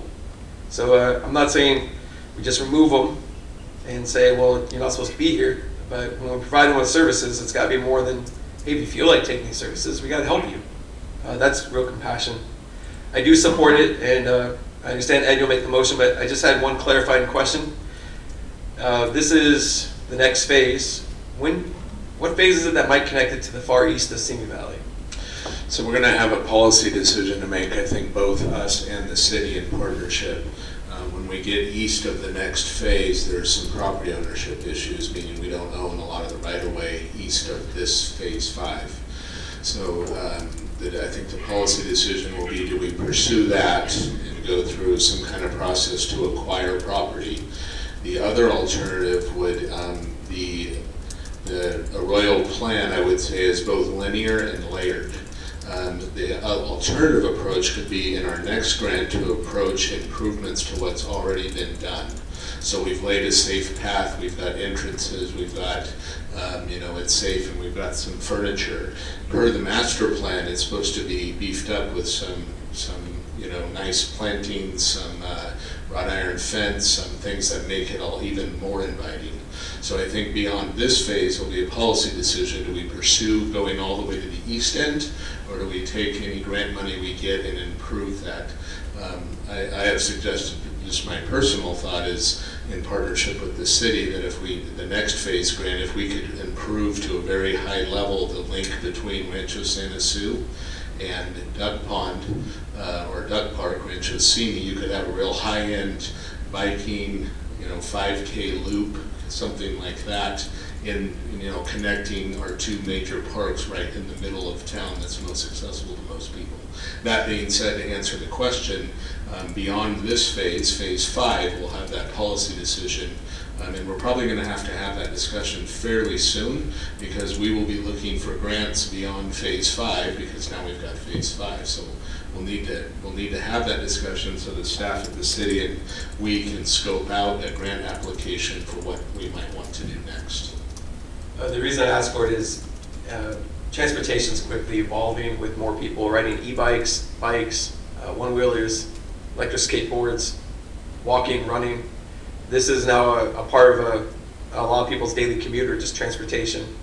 So I know we'll get to that part later, but I think it does need to extend eventually to connect all these places. Getting to the east end, from what I understand, and maybe Wade can comment, given the property is going to be challenging, because you either got to have an agreeable seller in to give us the right of way, or you have to use ED, which we don't do, eminent domain. So you have to have agreeable property owners, and I know we don't want to use eminent domain. So, you know, getting to the east end can be killed by any one property owner that says they're not interested in providing right-of-way for this purpose.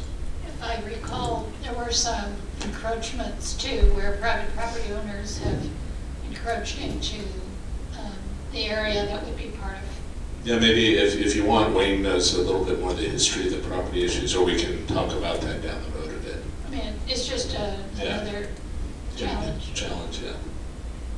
So that is the goal, Brian, but again, we have some constraints with achieving that goal all the way to the east, from what I understand. Okay, I heard a motion, I'll second that.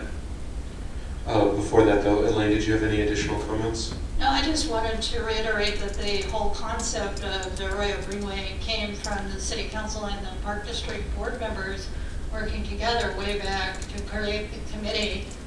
And that committee included Watershed Protection District and County Supervisor's Office. And we worked a long time, had public meetings. And so it was a generation of maybe 2 years of bringing it all together with public input. So I'm really, really pleased that we've moved this far. I would like to see the City Council thinking about land use being more along the arroyo, maybe as redevelopment comes along, to take advantage of the arroyo and the redevelopment of buildings along the arroyo. This is an aside. And with that, I will just say I echo the enthusiasm, but a motion has been made. Can we do roll call, please? Director Avila? Aye. Director Dennert? Yes. Director O'Brien? Yes. Vice Chair Freeman? Yeah. Chair Gray? Aye. Thank you. That takes us to item 9C, review and provide direction regarding Rancho Simi Recreation and Park District policies related to naming of district parks, properties, and facilities. Thank you, Jared. Director Dennert had previously requested that any policies related to the naming of district parks, properties, and facilities be agendized for discussion amongst the board. The board has provided the item and agendized it with the relevant policies attached, and staff awaits your direction. Are there any board questions on this item at this point? I'm just curious why we're looking at this. I read the policy, and to be honest, I like it the way it is. What do we want to change, if anything? Director Dennert? I'll tell you in a moment, but we gotta go public comment. Sounds good. Seeing no other board questions, I will just throw in a quick one. I know in the document it said we have a goal of 5 acres for every 1,000 persons. Is staff aware, are we meeting that goal? Are we in excess? Are we deficient? I believe we are. You know what, I don't have that number. Okay. Wayne may know off the top of his head, but we could send that out in an email if you like. Okay, yeah. Wayne may know the number off the top of his. Thanks for getting up tonight, Wayne.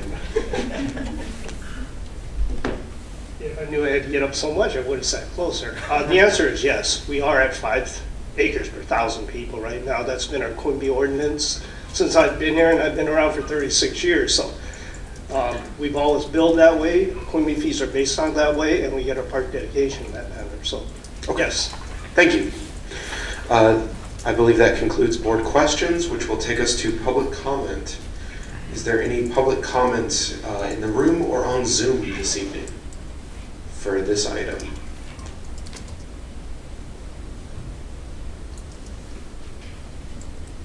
I have not seen any. Were you expecting any? Okay, I will close the public comment, and that takes us to board comment. I was smiling at the structure. I can't tell you why I put it on there until after that part. So there was 2 things that came to my mind that I wanted to discuss and review this policy, and if we stick with it, that's fine. But I just want to be able to discuss it to see what tools we have to do this. The 2 things that came to mind is my understanding is there are some facilities named for people, like the Jim Meredith softball complex. Rather than museum? Right. So as we talk about the redesign of soccer fields, I know that we had briefly considered it or mentioned it, that we might name them in honor of Mark Johnson, we might not, but does the current policy allow us to? If we wanted to. So I would say that the one policy we have is strictly related to memorials and donations and such. Plant a tree, put a park in the bench. Our policy, I think, is very clear that that is not allowed, and it lists some reasons as to why we don't, as a matter of policy right now, prefer to do that in the parks. Relative to namings of large parks, I don't think, we don't really have a policy. We have a practice of not doing that for the most part. The city doesn't do a whole lot of that.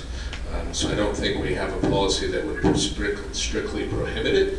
We also don't have a policy that allows it. So as I read our policies, it's silent on it, and our practice has been to not do it. I would say the decision would be a case-by-case basis, short of a policy by the board. And I think we've done that in the past with James Meredith and Strathern and things. So it's really, right now I would say the answer is we don't do it, but it also can be done by the board on a case-by-case basis should you choose to do so. The other reason I brought it up is Rick McClure, who was known as the Bike Guy, passed away, and there was an online petition to rename the arroyo in his honor. And that petition had a lot of comments on Facebook and supporters of it. And somebody had asked if that's possible. And I said, well, under our current policies, I'd have to review it. And I didn't want to put on the agenda to discuss that specific part without reviewing what the policy was first and see if we're good with that. Talking it through with Dan to understand the policy a little bit more. We have a couple different options. One is I spoke to one of his supporter of it, and we came up with the idea of maybe not renaming the arroyo in his honor, the complexity of doing that, but a portion of it, and coming up with an idea like calling it Rick's Ride, like this mile dedicated to the memory of. And then his friends and people that remembered him fondly could improve the arroyo the way that they see, like volunteering, cleaning it up, and remembering their friend. But I thought before I even brought that up as a possibility, and pursuing it too much, I don't think our policy would allow it currently. Currently, that would lean more toward a memorial in my mind, per our policy. So our policy would not currently allow that in my mind, my interpretation of the policy. So one way that, talking with Dan, that it might be achievable under our current policy without needing to change it is some communities at their kiosk at a trailhead. It gives you, my feelings. It's got to give you the warnings, I'm sure, but it's got to welcome you, encourage you to get out there and have fun. It can't just say, watch out, mountain lion might eat you, and your car's going to get broken into, have a nice hike. It's got to have that stuff on there too, but what I've also seen is a small part to it that says, this trail maintained by a volunteer group. So you could claim a trail as a Boy Scout troop or a Girl Scout troop, or as a local business person, a community volunteer, and you're responsible to pick it up once a month. And it's their plaque, and if they stop maintaining it, someone else could do it, because they're not going to do it forever. It could say something like, this trail maintained by so-and-so in honor of, which would be not maybe following our exact policy currently, but the difference would be the reasoning behind our current policy was we don't want to plant a tree and then later we have to remove the tree. And we don't want to build a bench and then later the bench gets damaged and we have to replace it with a unique plaque that was on it. The difference here is the small little marker, they get replaced anyways. Every year if you stop, Josh says, this trail is maintained by Josh Gray, and he says, I'm too busy right now. Well, next year somebody else could do it. And then the plaque just changes on there and says, this trail now is maintained by Dan Perry and family, something like that. So I guess, Dan, I'm asking you, if we did that with the arroyo, we would have to work with our partners. I understand that. The city, water. But if we did that and just put it out to the public and say, each 1 mile segment, if you would like to maintain it, you can put up we have a standard plaque and it says, currently maintained by Would our current policy allow that? I don't believe, so there's lots of adopt a trail, adopt a highway, adopt a bike path.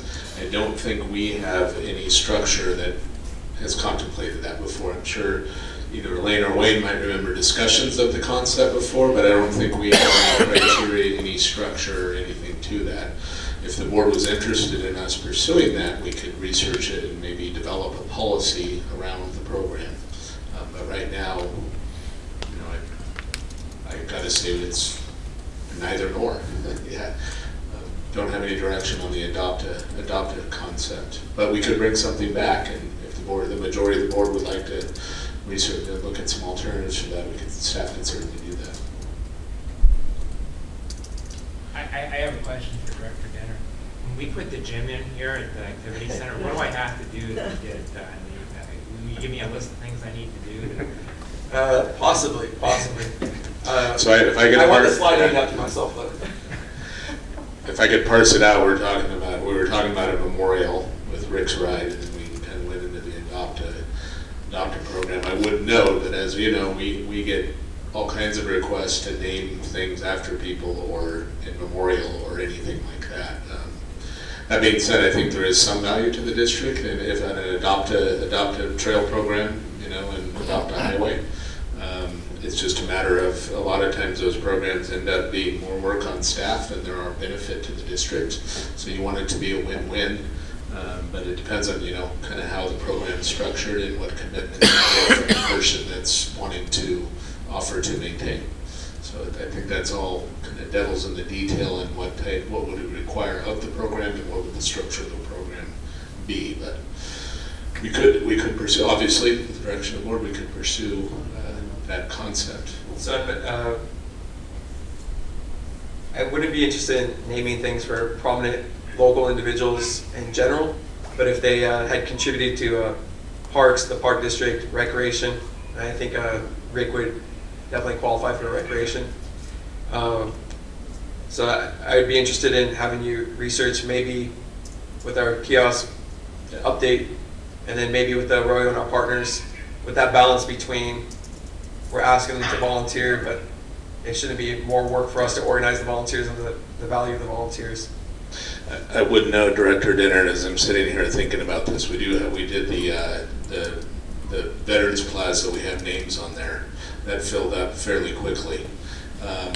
So if we're doing an adopt a trail or an adopt a Arroyo, I would imagine that opportunity is going to fill up very quickly. So we got to think about that too. So if we did stretches of the Arroyo, you're going to get, a lot of people right up front wanting the space, and then it's going to fill up, and then we won't have the space for other things either. Just a note in the conversation, because we have experience with it at the Veterans Plaza with the donation, and then when it filled up, folks were like, build more pylons, do more of this, and it's like, well, how far do we go with it,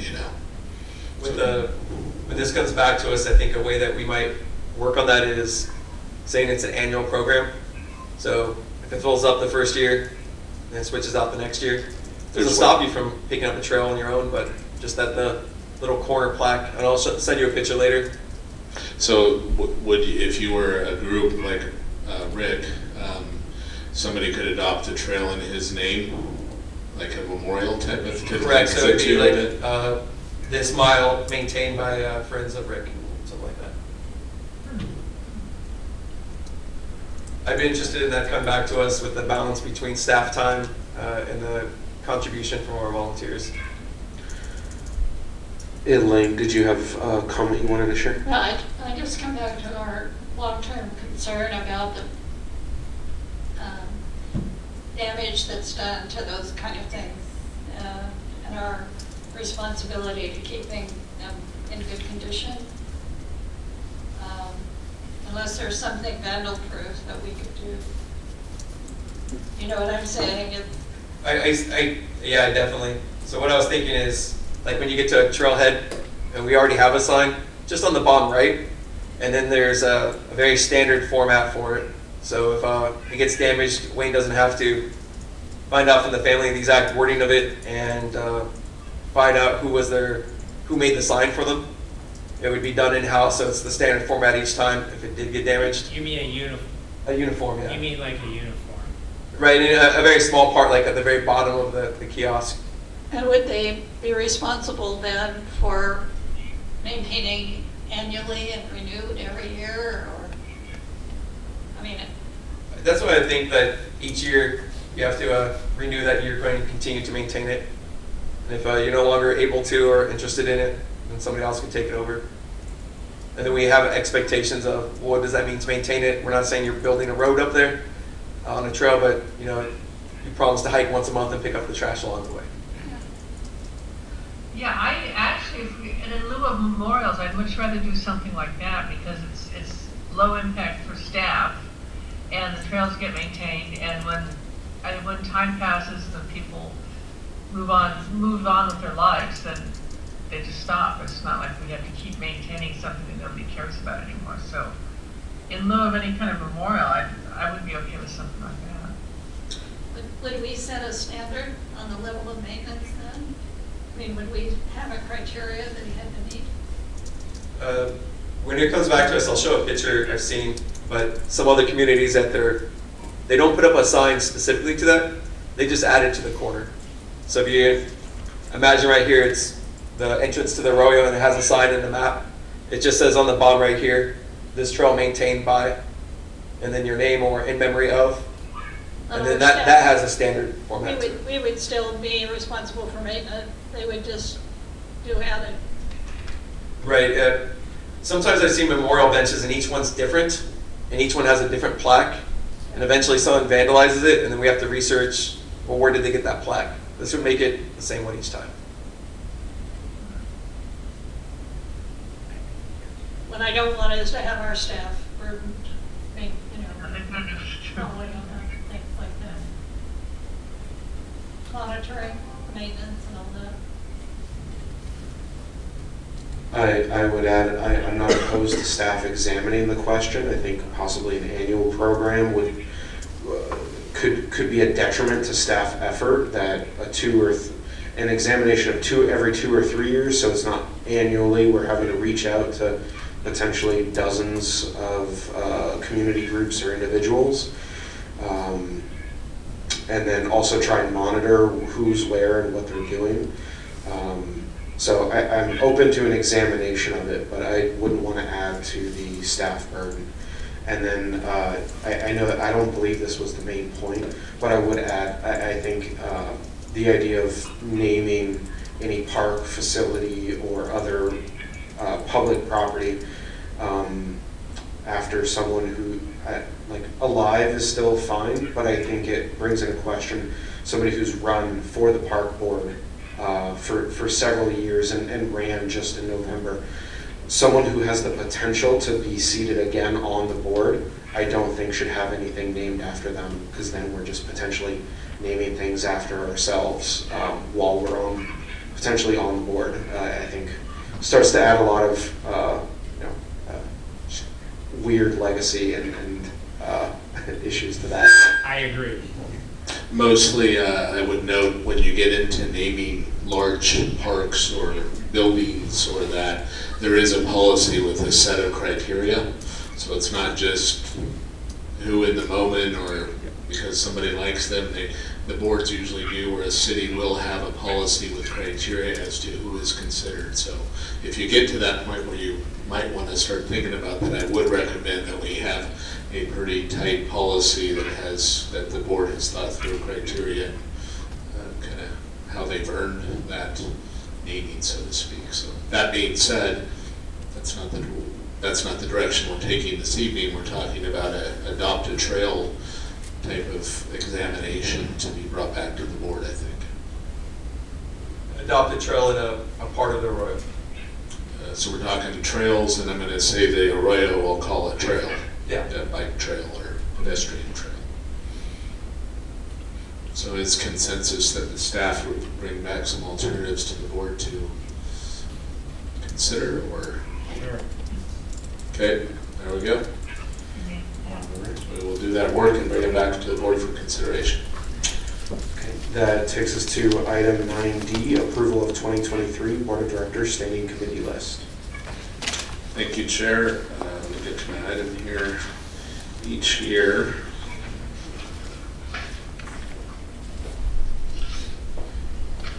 historically, the Park District's had a list of standing or committees. I think we more recently has defined those as district standing committees or liaison committees. And the list has been around for quite a number of years. And each year the board, upon rotation change of the chair and vice chair, after that takes place, we take a look at the committee list annually. The policy indicates that the committees are appointed by the presiding officer, which is the chair, with the concurrence by the majority of the board.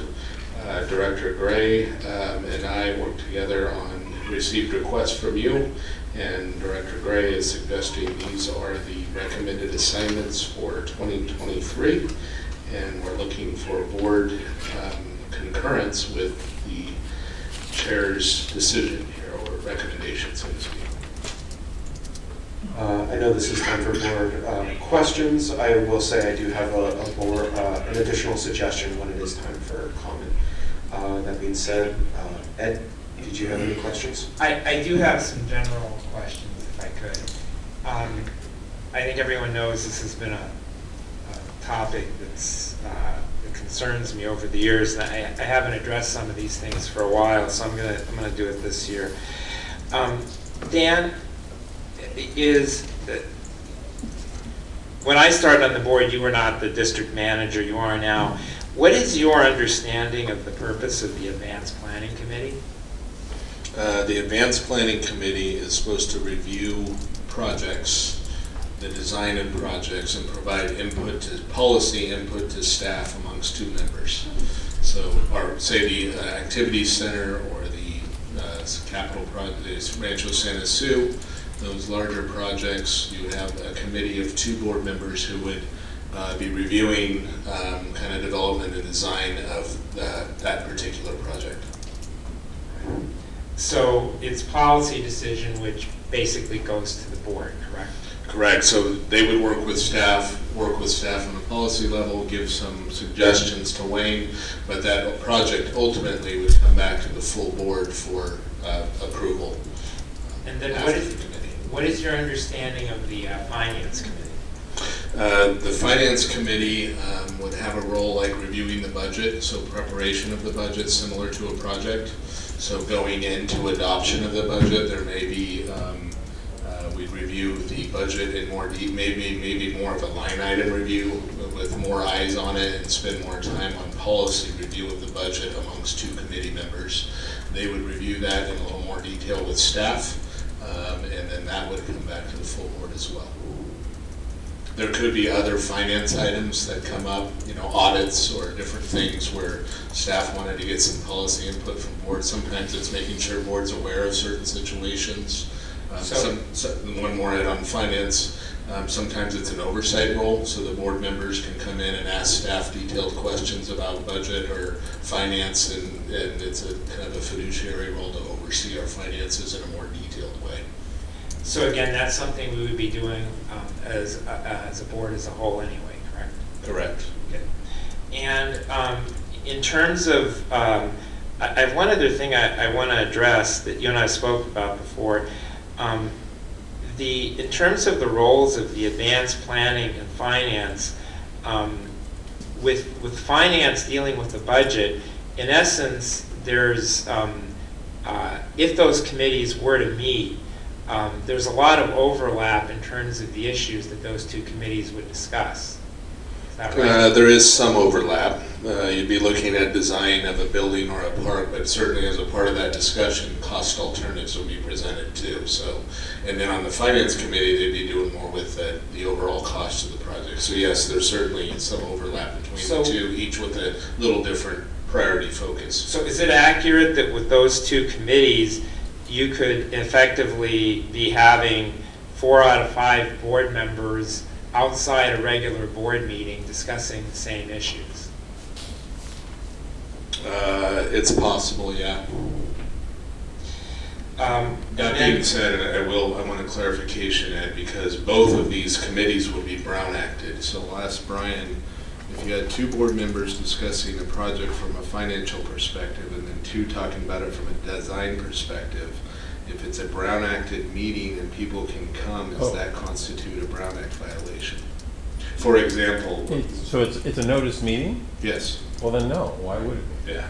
So it's like if we go to the city council and all 5 of you want to go, they've noticed the meeting, all 5 of you can go and participate in that discussion. I think in this case that's the same here. If they're Brown Acted meetings, that means the public is privy to attend both. Right. And what is your understanding of the Special Events Committee? The Special Events Committee, in my mind, would mostly review any new events that the staff or the community may be contemplating. One example I can think of was there was a gentleman who wanted to run a 5K in the community, but it was sponsored by the cannabis industry and was in one of our parks.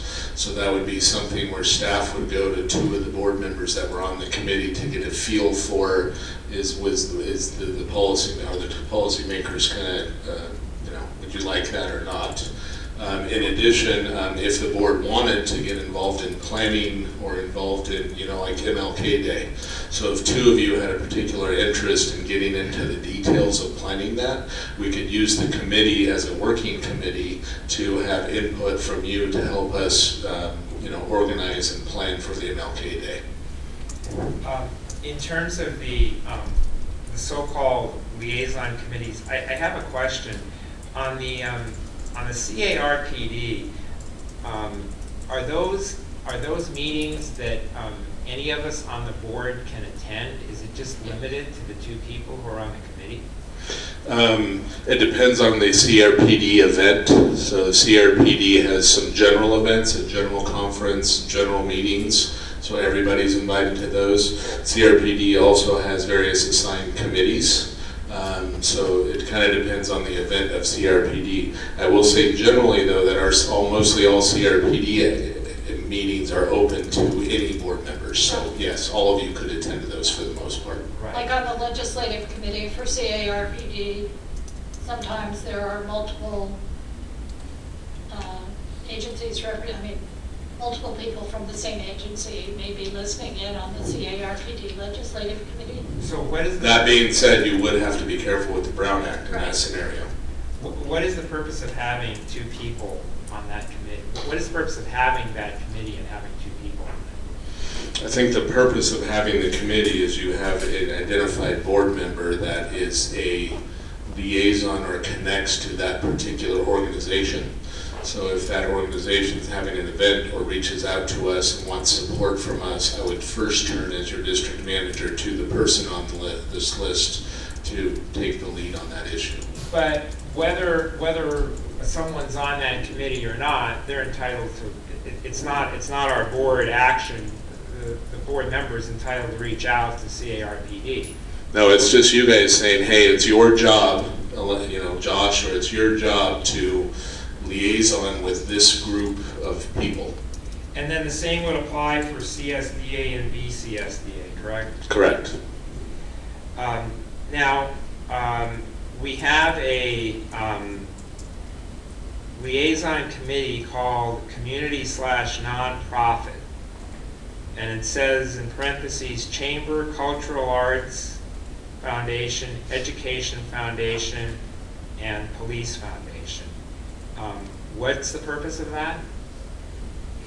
That's something you guys, I think we were talking about, again, if we wanted to have Park District presence or attendance at some of those functions or some of their activities, that person there would be the person knows that they're our representative. So if we got invited to somebody, it would fall on, it's more of a task for that person to represent the district at the events of those organizations. Right. So, but for example, any of us that met the chamber requirements could belong to the chamber, likewise with the Cultural Arts Foundation, likewise with the Education Foundation, and likewise with the Police Foundation. Yes. And then, I know what this is, but in terms of what the current function is, Murphy Estate. So we were us in the city were bequeathed some money by Pat Miller. That money is still available. So there was a JPA formed because her will was a little unclear. It said give it to the city for a park. So the city and us a number of years ago formed this JPA. It includes, I think, a representative of the family, a representative of the park district, and a representative of the city, or the committee for this JPA. And then we are at a point where we're going to need to, it's going to end because we have, I think there's about $700,000. We're going to have to call a meeting of that group and agree on with the family how we want to expend those funds. In my mind, I've been thinking about making using that to bolster the budget for the Rancho Santa Su Park. She wanted a park, and that's the next park we're going to build. So that's available. Well, is any of that something that's going to come before the board? That would come back to the full board, yes, that decision. So the representative would attend the committee meeting with the city and the family, and then whatever recommendation came out of the committee would be subject to approval by the full board. Okay. And then I'm not even sure on this. Does the task force on heroin subcommittee still exist? I think it exists on paper, but it hasn't been active. That's my understanding. I was wondering if we should contact the city and ask the status of that committee, because they haven't met a couple, 3 years. So that's a city committee, Ed, Yes. and then we were assigned a seat to liaison to participate in it. So it's really the city's obligation to eliminate the committee. Short of the city eliminated it, we could remove our participation from it, but I wouldn't. So it's really incumbent upon the city it's a city committee that they formed and asked us to sit on. I have one more question. Legislative, what is that? That's broadly termed. So the CSDA and CRPD do legislative lobbying work, and they have committees. So the person that has been in that role, or whoever's selected for that role, would be participating in the detailed kind of review of bills, deciding what the organizations support or don't support.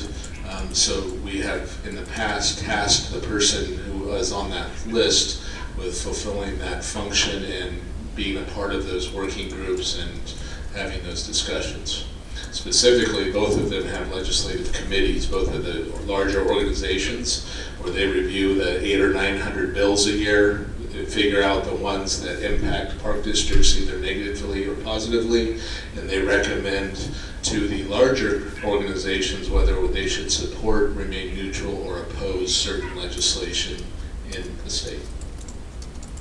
Okay, I have no more questions. I will have some comments. Are there any other board questions on this topic? Let me just comment on CSDA and CRPD. The CSDA legislative process starts in 2 weeks. There's a monthly meeting. We've been doing a lot of Zooms, which helps. For years, the League of California Cities and the County Supervisors Association were the primary people that the legislature looked to for government operations. CSDA has built up the reputation of special districts, so it's like the third wheel. But we are now, special districts are now considered at the same level as CSAC and the League. And CSDA has been really responsible for that change at the state level, and now they're at the federal level too, joining with special districts across the country. Because, for instance, when the funding for COVID came out on the 5th, there was no government policy or code that allowed federal money, COVID money, to go to special districts. It wasn't recognized in the federal code. So working with all special districts across the country, and Diane Feinstein carried it to recognize special districts to allow for federal funding to come to special districts. So that is quite significant, actually, to be recognized finally in the federal code under special districts. That's what the effort is. Any other board questions on this topic? That will take us to public comment. Is there any public comment in the room or on Zoom on this item? I am not seeing any, which will take us to board comments. Ed, if you don't mind, I'm going to start with mine. Just as part of this process, one consideration I took and would be interested in any feedback on was at minimum, there is change in the standing committees, but for the liaison positions, I know it's on CARPD, but I did want the board's opinion on potentially rotating anybody who was a chair in 2022. And I will say, for board awareness, there were no requests to be added by anybody on the board who wasn't currently on a committee to be added as a liaison. But still, with respect that in future years that may be requested, I did consider switching chairs and members so that the people who are interested in each of the topics would remain on their topics, but that we don't appear to be static, and that showing that these two members are at least interested in the topics that they have been assigned. So that would be my one comment and recommendation, but would be interested in any additional board comment on that if that is worthwhile or is a purely symbolic gesture.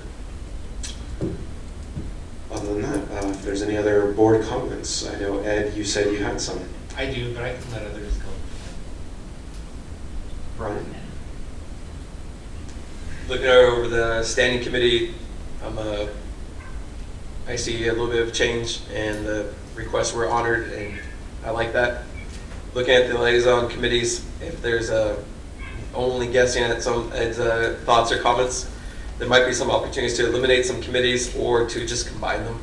So for example, the task force on heroin subcommittee, if it's not currently meeting, and maybe it's, we eliminated it 2 weeks from now and we find out it's going to meet.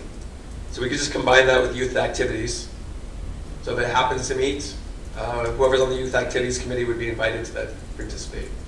So if the city council or school district decide to revive it, and then that means we can just cross it off. That's one suggestion. The Murphy Estate JPA, we could combine that with finance maybe. So whoever's on the finance committee goes to that meeting.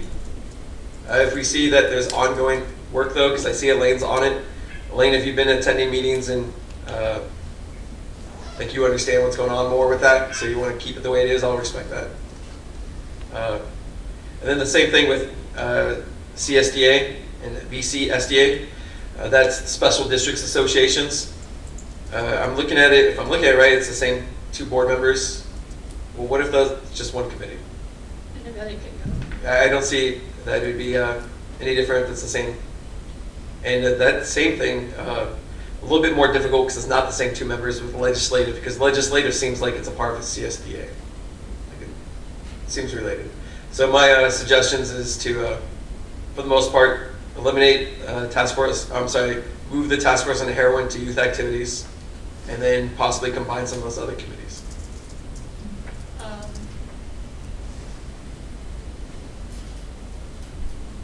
I think keeping CSDA and CARPD separate is important. What about CSDA and VCSDA? Ventura County Special District? Yeah. I think it's important that we're represented there. Oh, I agree with you there. I just meant combine it with we'll just say Special Districts Committee. And that means CSDA and VCSDA were both. Since they're separate organizations, they have separate goals and objectives and separate things that they do. Technically, we should be reporting back to this board after each of these board meetings or each of these group meetings, which we do. And so Ventura County Special Districts really is a way to bring people together to share the information. And so that's why we have speakers that are usually from special districts. We learn more about special districts and what they're actually doing, on a nitty-gritty level. So, I think they should be kept separate. Also, thank you for representing us on there. Kate, yourself also attending those meetings and finding the use for our district. Everybody's welcome to attend any of them at any time. And In fact, I really would different functions, just like CSCA's. more people would actually, like Ventura County Special District. We used to go, and there has in the past been an annual meeting, and the full board went to the annual meeting. It was a dinner meeting, and it was attended usually by 100 people. Yeah. And there was the general manager of the year and board member of the year recognized and a good speaker. So it was a way to bring special districts together for Ventura County. And my last comment, Josh, feedback on switching the chair and member. I'm all for that, except for on the Santa Monica Mountains Conservancy Advisory Committee and Open Space. Currently I'm upset with daylight saving time. We need the rain, I get that, but open space means a lot to me, and that's my priority on that. But besides that, I see the value in what you're trying to accomplish in other ways.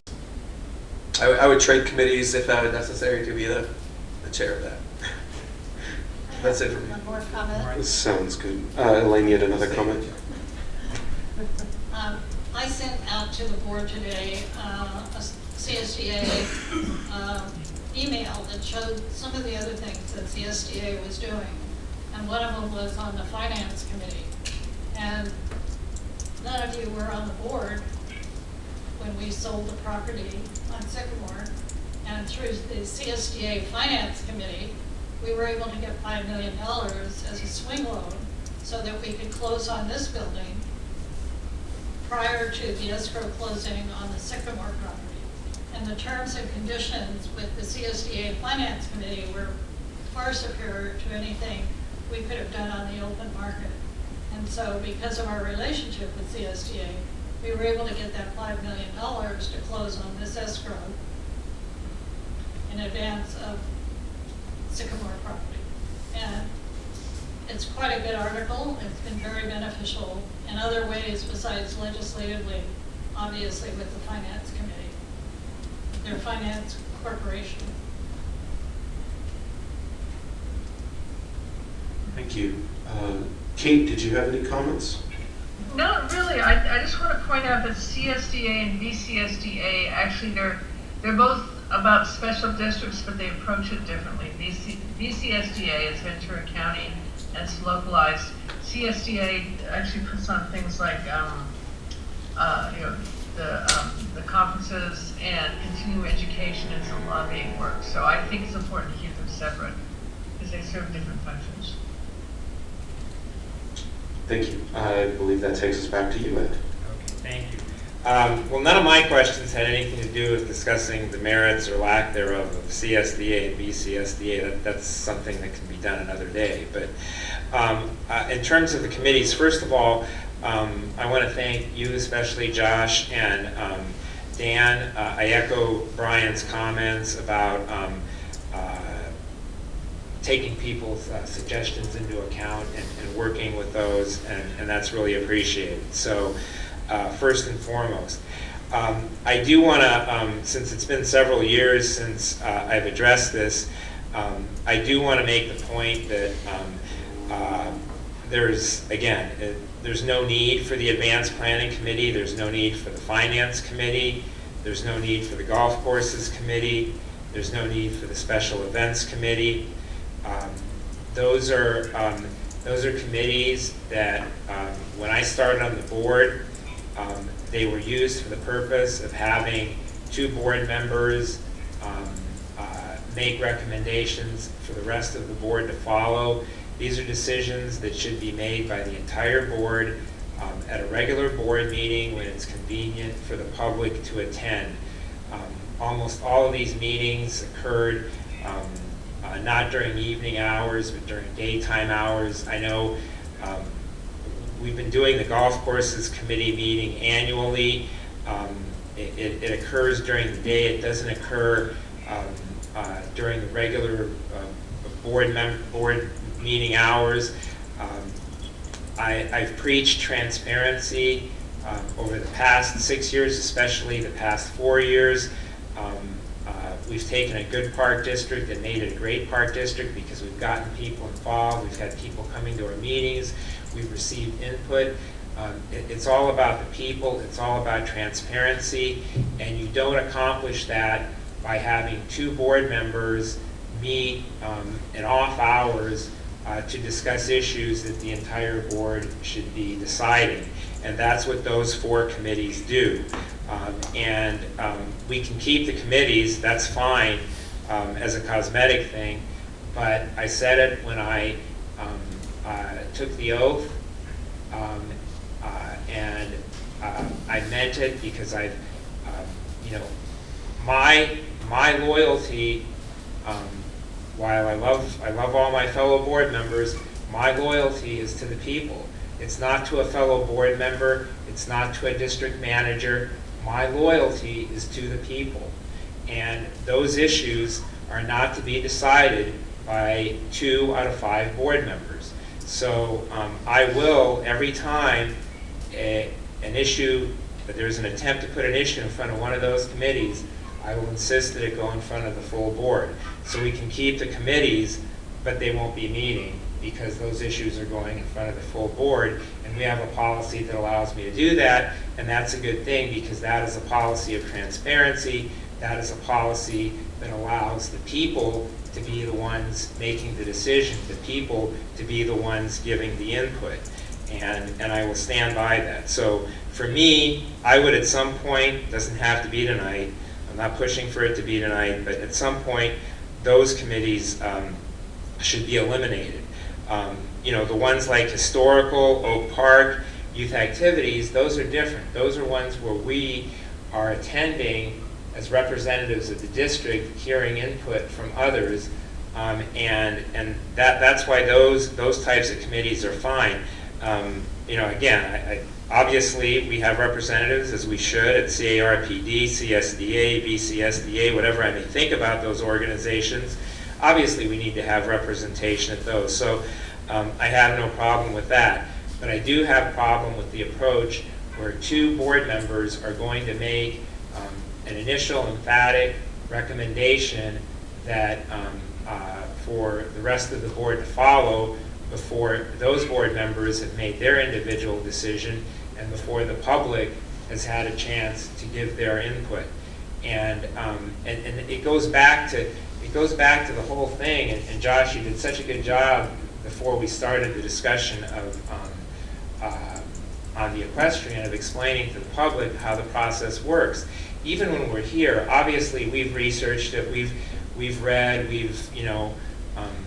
go back to my prosecutor days. I go out to the equestrian center. I go out to the parks in question. I believe in doing my field investigations. So we've all looked at it. We all have something in mind. But none of us should be making a final decision until the end. And you explained it so well. We have the presentation from staff. We have questions from the board. And it's really not a time, even though it sometimes happens, it's not a time for board members to be making comments or expressing their opinions because we haven't heard from the public yet. We shouldn't be expressing those opinions or even fully forming them until we've heard from the public. And so this is no different. We shouldn't be predetermining or having 2 board members predetermining a decision for the entire board. And so I am going to stick with that, but I wanted to make those comments again. At some point, I think those particular committees should be eliminated. And I'll say the same thing. Everyone should have legislative. I'm not even completely sure what that means, but we should all have the opportunity and desire when we feel like it to give our input in terms of legislation. And the nonprofits, any one of us can, and when we want, should reach out to any of the nonprofits. To have special committees for those, I don't really know what purpose that's serving. So in those cases, I would eliminate those committees, but that doesn't need to be done tonight. But I will reiterate what I said when I took the oath and what I've said before.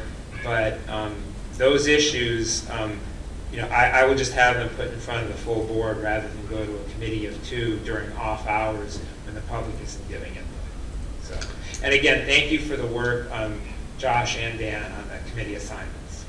Yeah. Dan, listening to Ed's input, I have a question about the golf course committee. When I say save staff time, I'm not thinking save staff time so staff members go home early. I'm thinking so they get redirected to tangible results for the public. So if I can save staff time, that means they're redirected to help the public more. Does the golf course committee save staff time in any way? No, what it allows for, it allows us to dig into a deeper level of detail than we might otherwise be able to do in a board meeting. That being said, there's no reason why in a board meeting you can't dig into a deeper level of detail.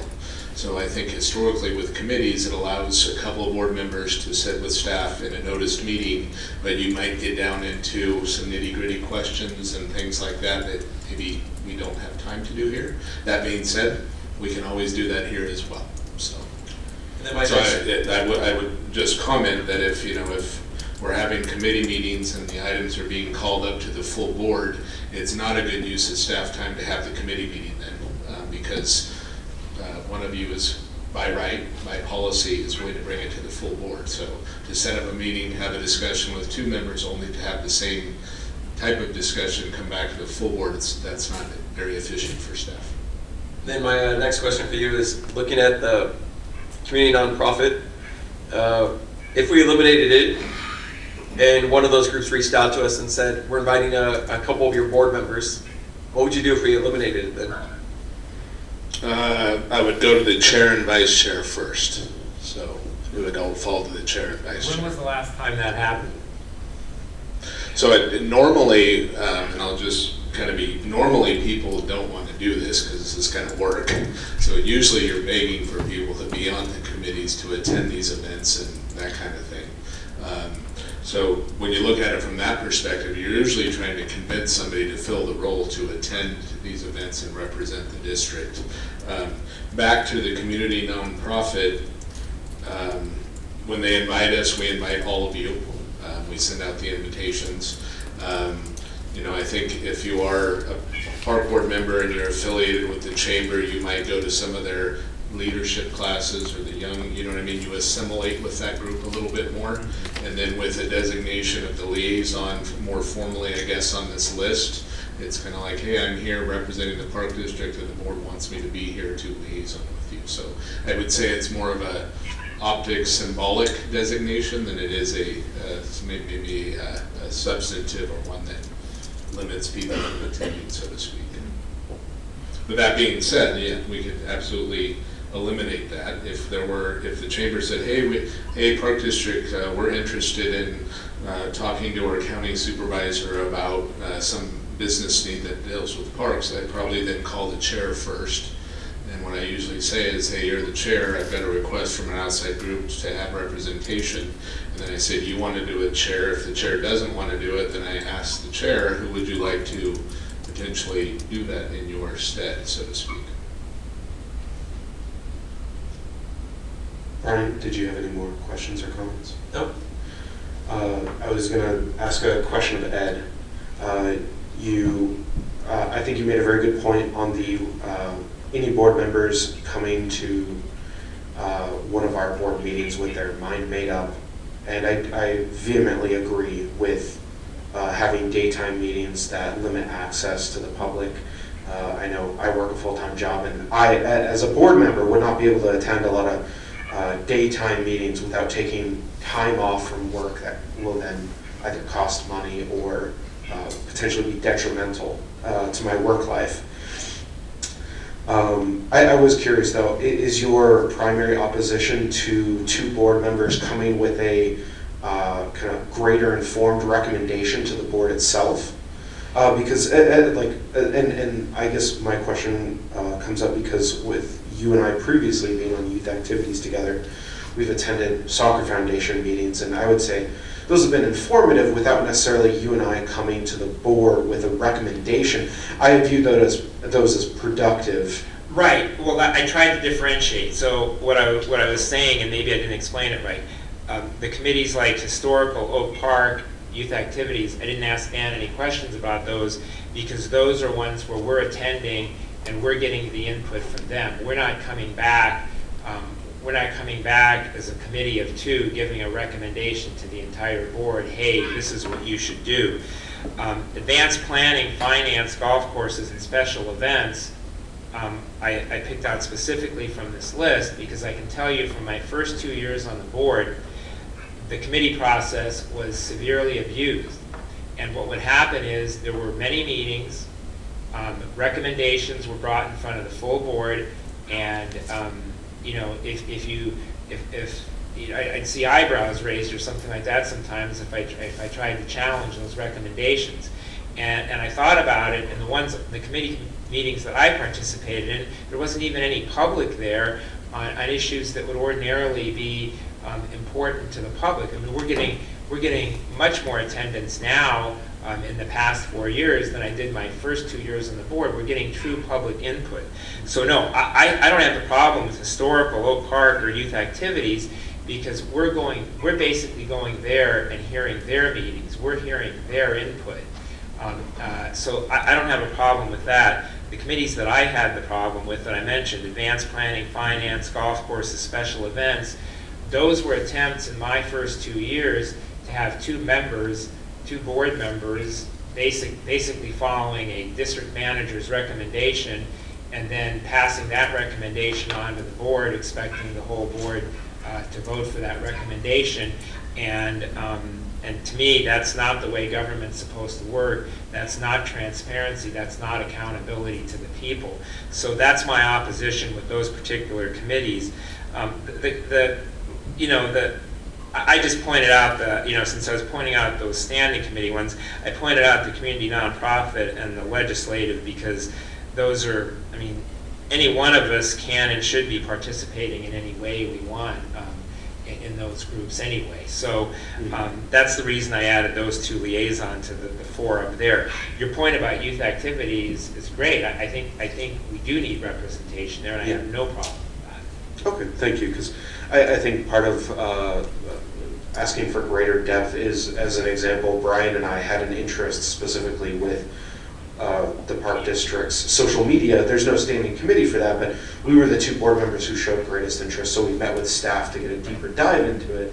But that's not something that the topics at hand, I would say, at this current stage weren't needed to bring back to the board, but it was still interacting with staff on a more intimate level to deep dive. That I would agree, anything that went before advanced planning, finance, golf courses, that was a policy decision. I think it would be absurd for two members to be effectively trying to recommend policy decisions versus working with staff. And that's what was happening. And I actually want to say, I encourage what you just said.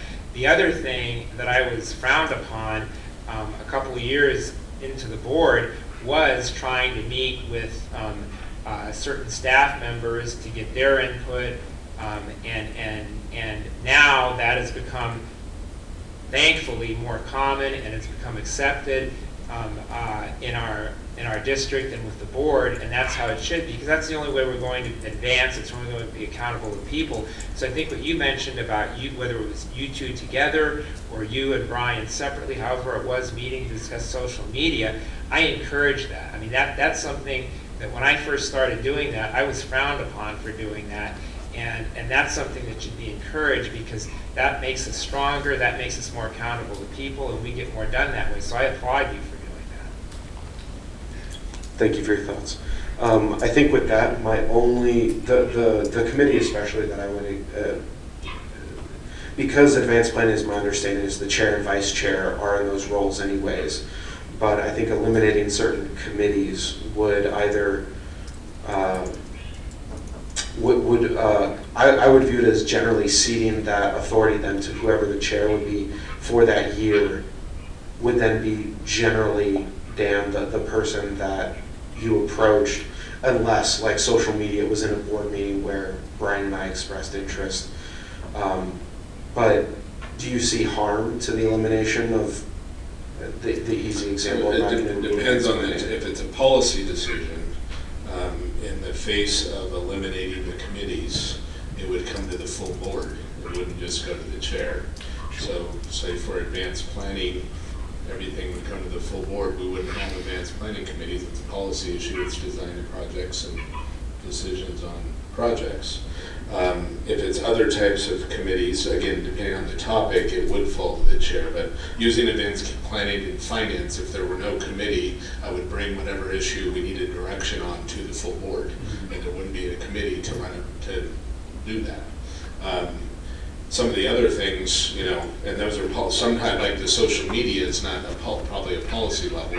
We're brainstorming ways to improve social media and give direction to staff or work together. So I don't know if that answered your question, but it depends on the role. But in those larger policy issues, in light of the committee being eliminated, it would come to the full board.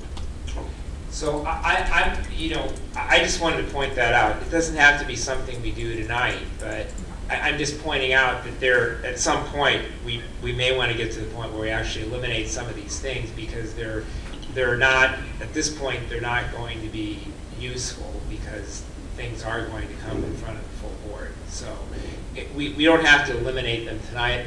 We can. I'm not asking that we necessarily do that, but I think that's something we should look at in the future.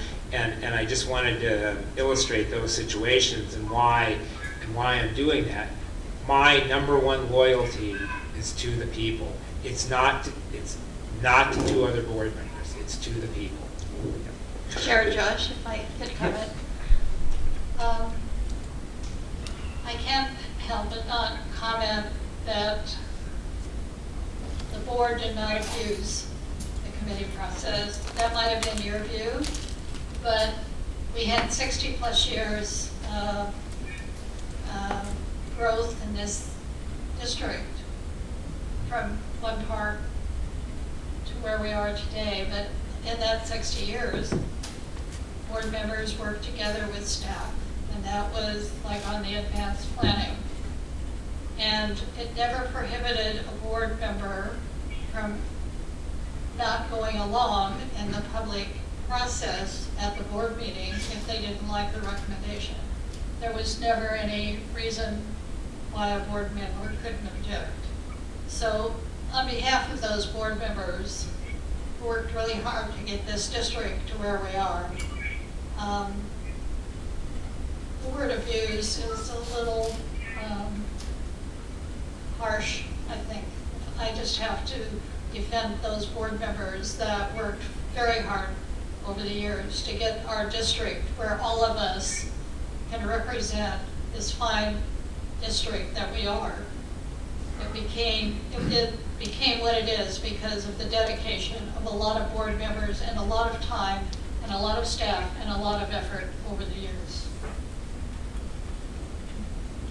Thank you. Dan, did you have? Yeah, I was just giving thought to the comments and input. And again, we don't have to do it tonight, but what's crossing my mind is blowing this whole list up and then restructuring this so it achieves the goals that the board wants.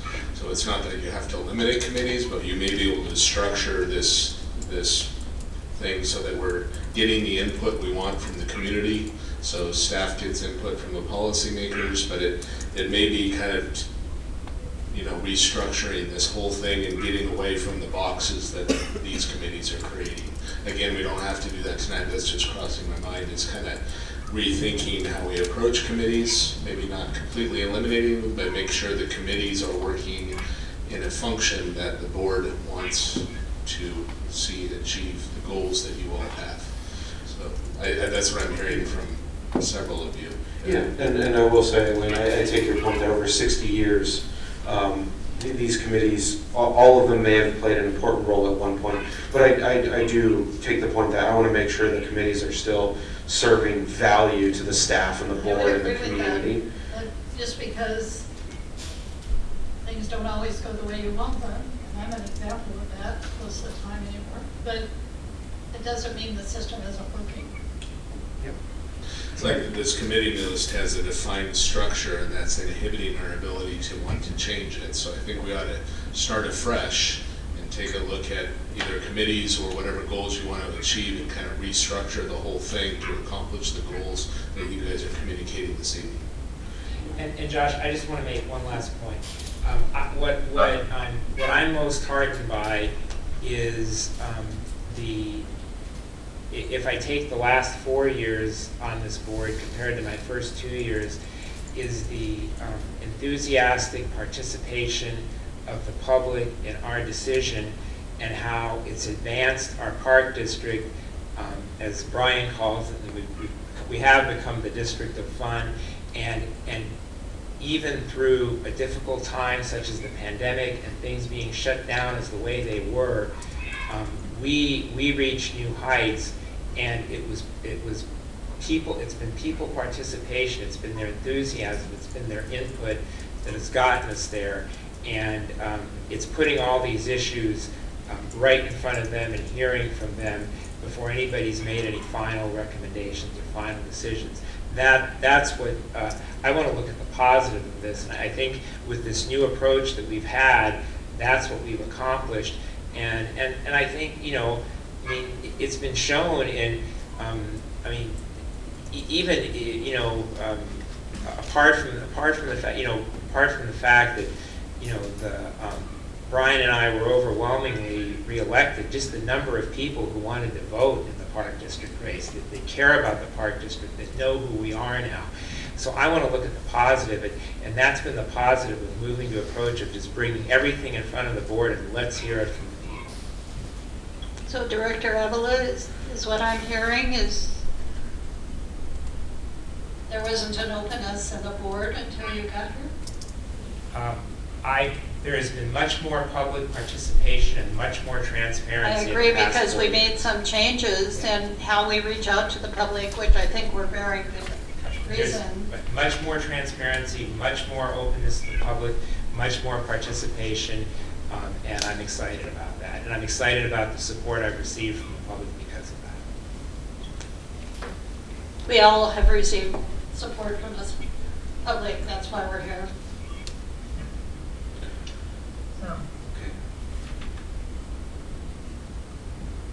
With that, I will say, at least my comments are, I don't think we should blow this up tonight, but I would appreciate a re-examination of this going forward.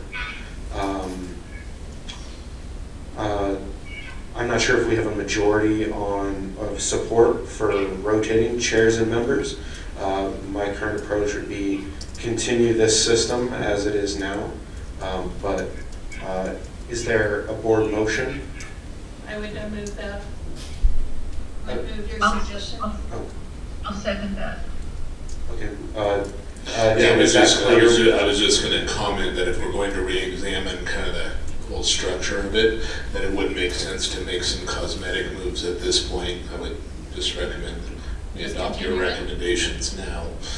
I've heard all the comments relative to the use of them and bringing items to the board, which we have been doing, and then I'll give some thought to a re-examination and something that more meets the goals of the board in the process, in the structure of it. Okay. Josh, I heard Dan say that we'll revisit committees generally, but what was your motion? My motion was, originally my comment was rotating chairs and members for committees, even that may not have new members, was to rotate that to show continued motion and progress, that the individuals who are part of these standing committees or liaisons chose to be there. So it's maintaining membership while rotating chairs and members. So with that, we have a motion, so I would like to discuss that motion. I wouldn't want to rotate the Santa Monica Mountains Conservancy. The reason for that is only one of us goes. That's the format of their meeting. And as chair, as chair or member of it, I've been attending the meetings and making connections and understanding the issues and working on some long-term projects. And some of those projects will take years to be complete. So I get what your approach is, and I'm good with all the other committees, but specifically not for that one. Chair, and if I could, with the Murphy Estate JPA, there's some legal technicalities to that, and that has a very short-term life. So I wouldn't just rotate that one at this point. That full decision will come to the board, but again, I don't know, the structure of the JPA and how that was formed, so I just don't want to run amok of that. Yeah, sure. I would say I would support both of those as long as Ed is also comfortable with Brian maintaining. He's also. Yeah, I don't have a problem with that. Okay. I will say it is not my motion, though. It is Elaine's motion, and Kate seconded it, so. Okay, so just to be clear, on the standing committees, the motion is to approve the list that's in front of you. Correct. And the liaison committees, we're going to make the change to the CRPD, and then we're going to flip the chair and member for all of the liaison assignments other than the Murphy Estate and the Santa Monica Mountains Conservancy. Correct. Okay, I can live with that. Can we get roll call on that motion? Director Avila, Aye. Director Dennert, Yes. Director O'Brien, Yes. Vice Chair Freeman, Yes. and Chair Gray. Aye. All right, that takes us to item 10, written communications of note. Are there any board members who have written communications of note? Yeah, I just wanted to note, interestingly, after the holidays, with new bikes and new skateboards and new electrical stuff, we have getting some feedback on the activity of our parks. I'm sure those that are doing it are really happy, but we've got folks that were not so excited about it. So just to know, we've gotten an email or two about that. So just FYI. A follow-up to that. Is it an email or two? Is it I'm assuming it's a spike enough for you to mention it to us. No, not really. I would say since we changed the policy, I've probably heard from 6 people over the last 6 months. Okay. And then what I found most interesting was right after everybody opened their toys and their new stuff, they took it all to the park to use it. So I just thought it was entertaining. So yeah. Any other, I will say, I'll technically report a communication of note, but are there any other? Kate, did you have any? Okay. No, not having any. I found out after arriving this evening that I believe every other board member was invited by the Simi Valley Youth Council to their meeting, or their annual youth town hall. And I appreciate the invite. I think it's impactful. I read the letter and was like, that is one of the few days this year I can absolutely not attend. And I think that's unfortunate. I would have loved to go to the youth town hall. I know when I was in high school, I attended it. I found it very productive, helpful, and I think even as a minor, it gave me an extreme sense of ownership in our community and the issues that involve it, that center around the community. That being said, I would highly encourage, I would hope at least one other member of the board might be able to take the time. I know it's a Friday. I would have had to take time off, so I understand, but I would encourage other board members if somebody could take. I'm taking a bus of students to it. There we go. And I'm tentatively out of town, so. Yeah. And I usually go to that so I can represent the district as well. I appreciate that, and it's one of those, I think it's highly impactful, and was very disappointed to know I would be out of town that day. But that is my written communication of note. That would take us to item 11, reports by board members. This time I'm going to start with Director Denner. My youngest daughter Chloe did a class in December, sand volleyball at Rancho Madera. And the reason I'm mentioning it is we have a good instructor, and also the new system for registering for classes is so much easier. So as a dad, I appreciate that. And I like that we have those type of youth sports entry into a new program. You can try out a sport for just a month at a time. And I was really impressed with their skills from that. I was at Rancho Madera at a separate event at Snowfest, and although we had some complaints in general about kids biking or skateboarding in parks, I walked up to some kids that were jumping off the stairs. There's about 3 stairs there on their skateboard. And I said, you think you can land that? Because he had just jumped off that. And he said, yeah. I said, do you know you're allowed to? He said, what? He said, do you know you're allowed to skateboard right here? It was causing nobody a problem. It was just him and his friends. He said, I thought we weren't allowed to. I said, go look at the sign. You're allowed to skateboard right here. And then he showed me the video. And the video, he landed it. It was a good trick. But if he wasn't welcome to skateboard there, where was he supposed to skateboard? I know there's one skate plaza. You could skate from Wood Ranch to the skate plaza. He didn't look like he was old enough to have a car. But him and his friends had a good day in their corner of the park, so that was good. And I'm looking forward to attending the youth council meeting. The youth town hall. But no particular calendar item of when. But I know that we are working with the youth council. We've invited them to have their meetings here. I would like them to be invited again to have a meeting here before one of our meetings just like we did in the past, because they give us valuable input. That's it for me. Okay, Director Hopper. first of all, Dan, 2 things to put on a future agenda, and for various reasons, I'll keep this as general as possible, but just to make sure that I had stated it. One, you and I had vaguely discussed our hiring policy, and I do, as soon as, I'll put it this way to keep, at the soonest practical time, I would like to see that put on the agenda. I still need to review it, but if it's as you indicated to me, then that is something that I would like to see on a future agenda. Second, and this is one, this is one that popped into my head today when we were talking about the policy manual, but I have to look at it too, but I think technically there may be an issue, especially now with the results being certified right down to the last day for the election. If I'm not mistaken, I believe our policy manual calls for the change of officers on our board on the first week of the first meeting in December. If it does, I think we probably should move that like we did it this year to the second week of December.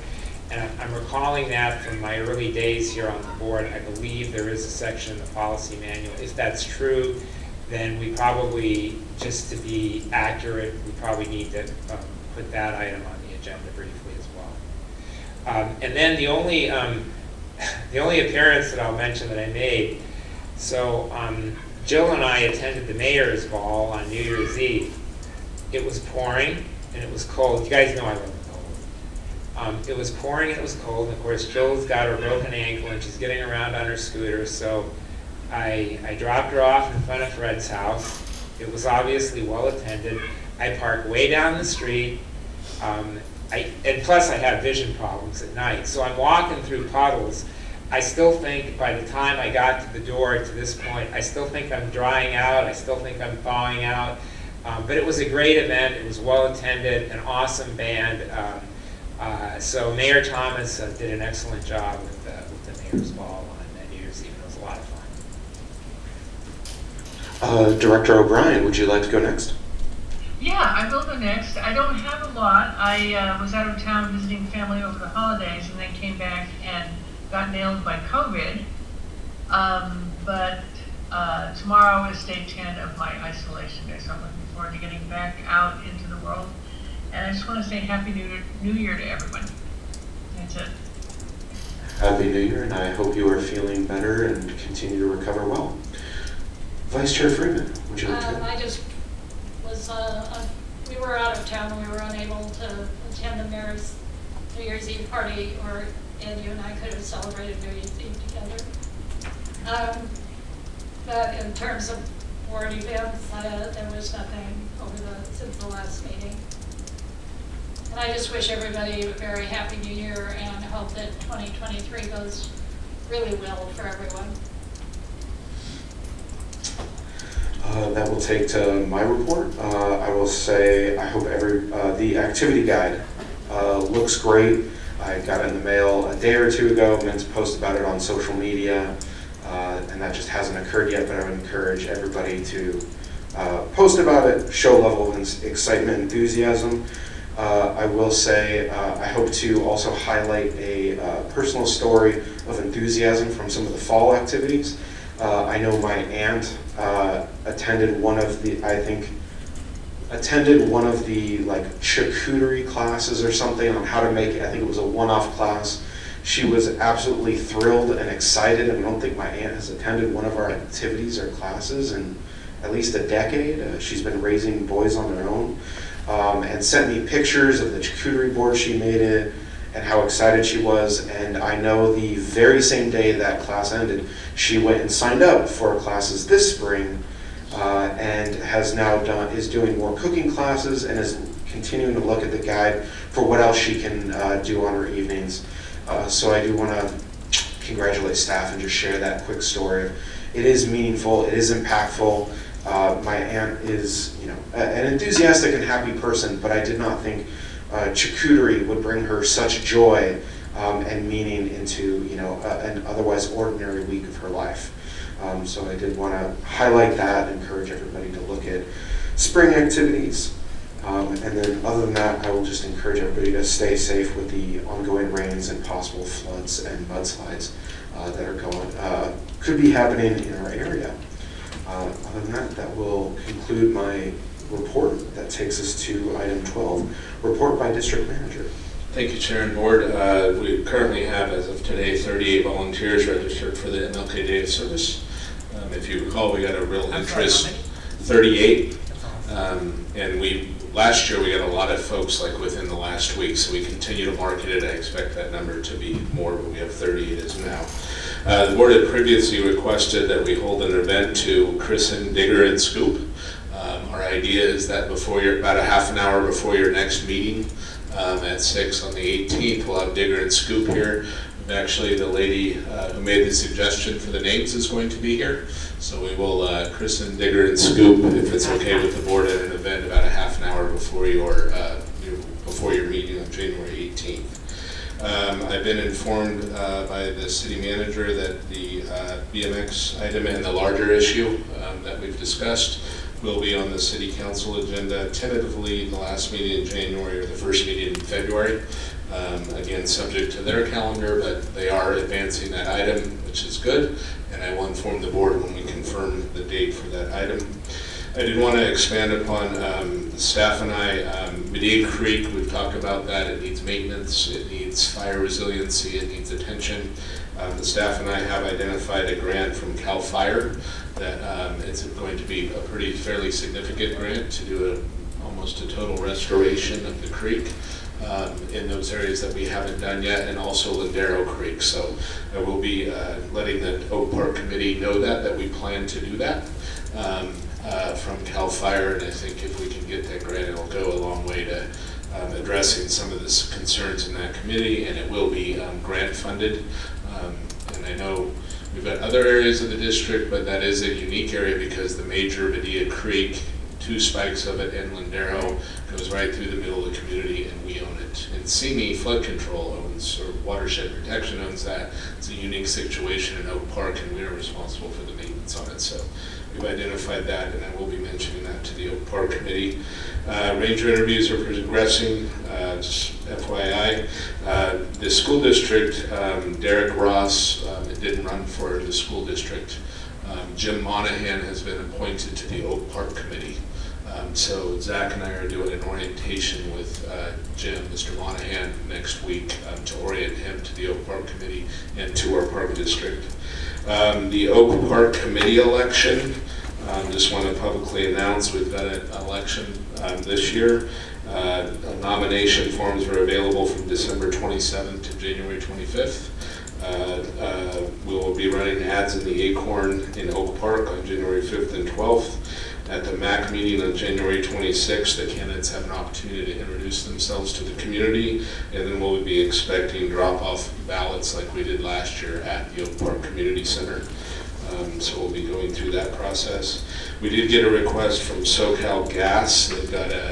They have a inspection testing project, and they'd like to use our land for a significant period of time.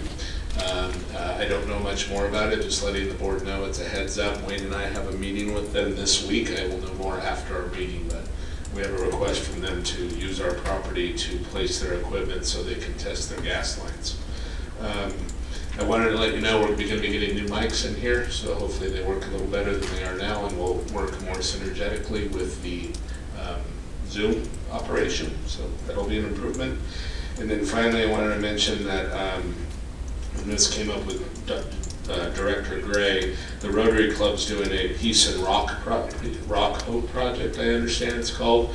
There was some confusion about what we would allow and what we don't, but all that's been worked out, I understand, between the staff and the Rotary Club president. But we're going to allow them to place some Peace and Hope rocks out at Corriganville for a fixed period of time to represent a Rotary International type of event. So it'll be a temporary placement of kind of a message of peace and hope, and we've allowed Corriganville as the location for them to host their efforts. So, and Josh, I want to report back. I understand that issues have been worked out on that. So, thank you. Upcoming, we have an Oak Park Committee meeting on January 12th. Just real quickly, so everybody's aware what's on the agenda. We will be providing the presentation of our community outreach and marketing program. The same presentation the board received. We will be talking about some kind of representation of them. I think Ed, you brought up, put it on our agenda if they want to come over after their committee meeting and have one of them report out to you guys, or you guys can have an agendized discussion with them. So I'll be talking to them about that. The sand volleyball courts will be on the agenda. Mr. Dennard has asked us to have a budget revenue discussion, so that will be on their agenda, in district structure. And then also, Director Abla, you had asked for a feedback from them on the Oak Park Committee meetings, your board meetings, and whether or not we want to do them there, or their opinion on whether they'd rather do it here with Zoom. Right, just for the purpose of confirming it so we have the input. Yeah. So that's the Oak Park. Your next board meeting, January 18th, we got Digger and Scoop. I was going to do a CAP project update you guys on the calendar and where things are. Softball field lights, we have reached out to Chad. We'll reach out with others as needed in advance of that meeting. I'll have the pickleball fee item that was brought up at one of your previous board meetings. We'll be bringing back the baseball and softball field agreements that you guys asked us to do some more outreach and then bring those back. And then we've got an agreement to use buses with the school district alignment for the 18th. That concludes my report. And we have, thank you. Thank you. That takes us to item 13, closed session, which we have none this evening, which takes us to item 14, adjournments.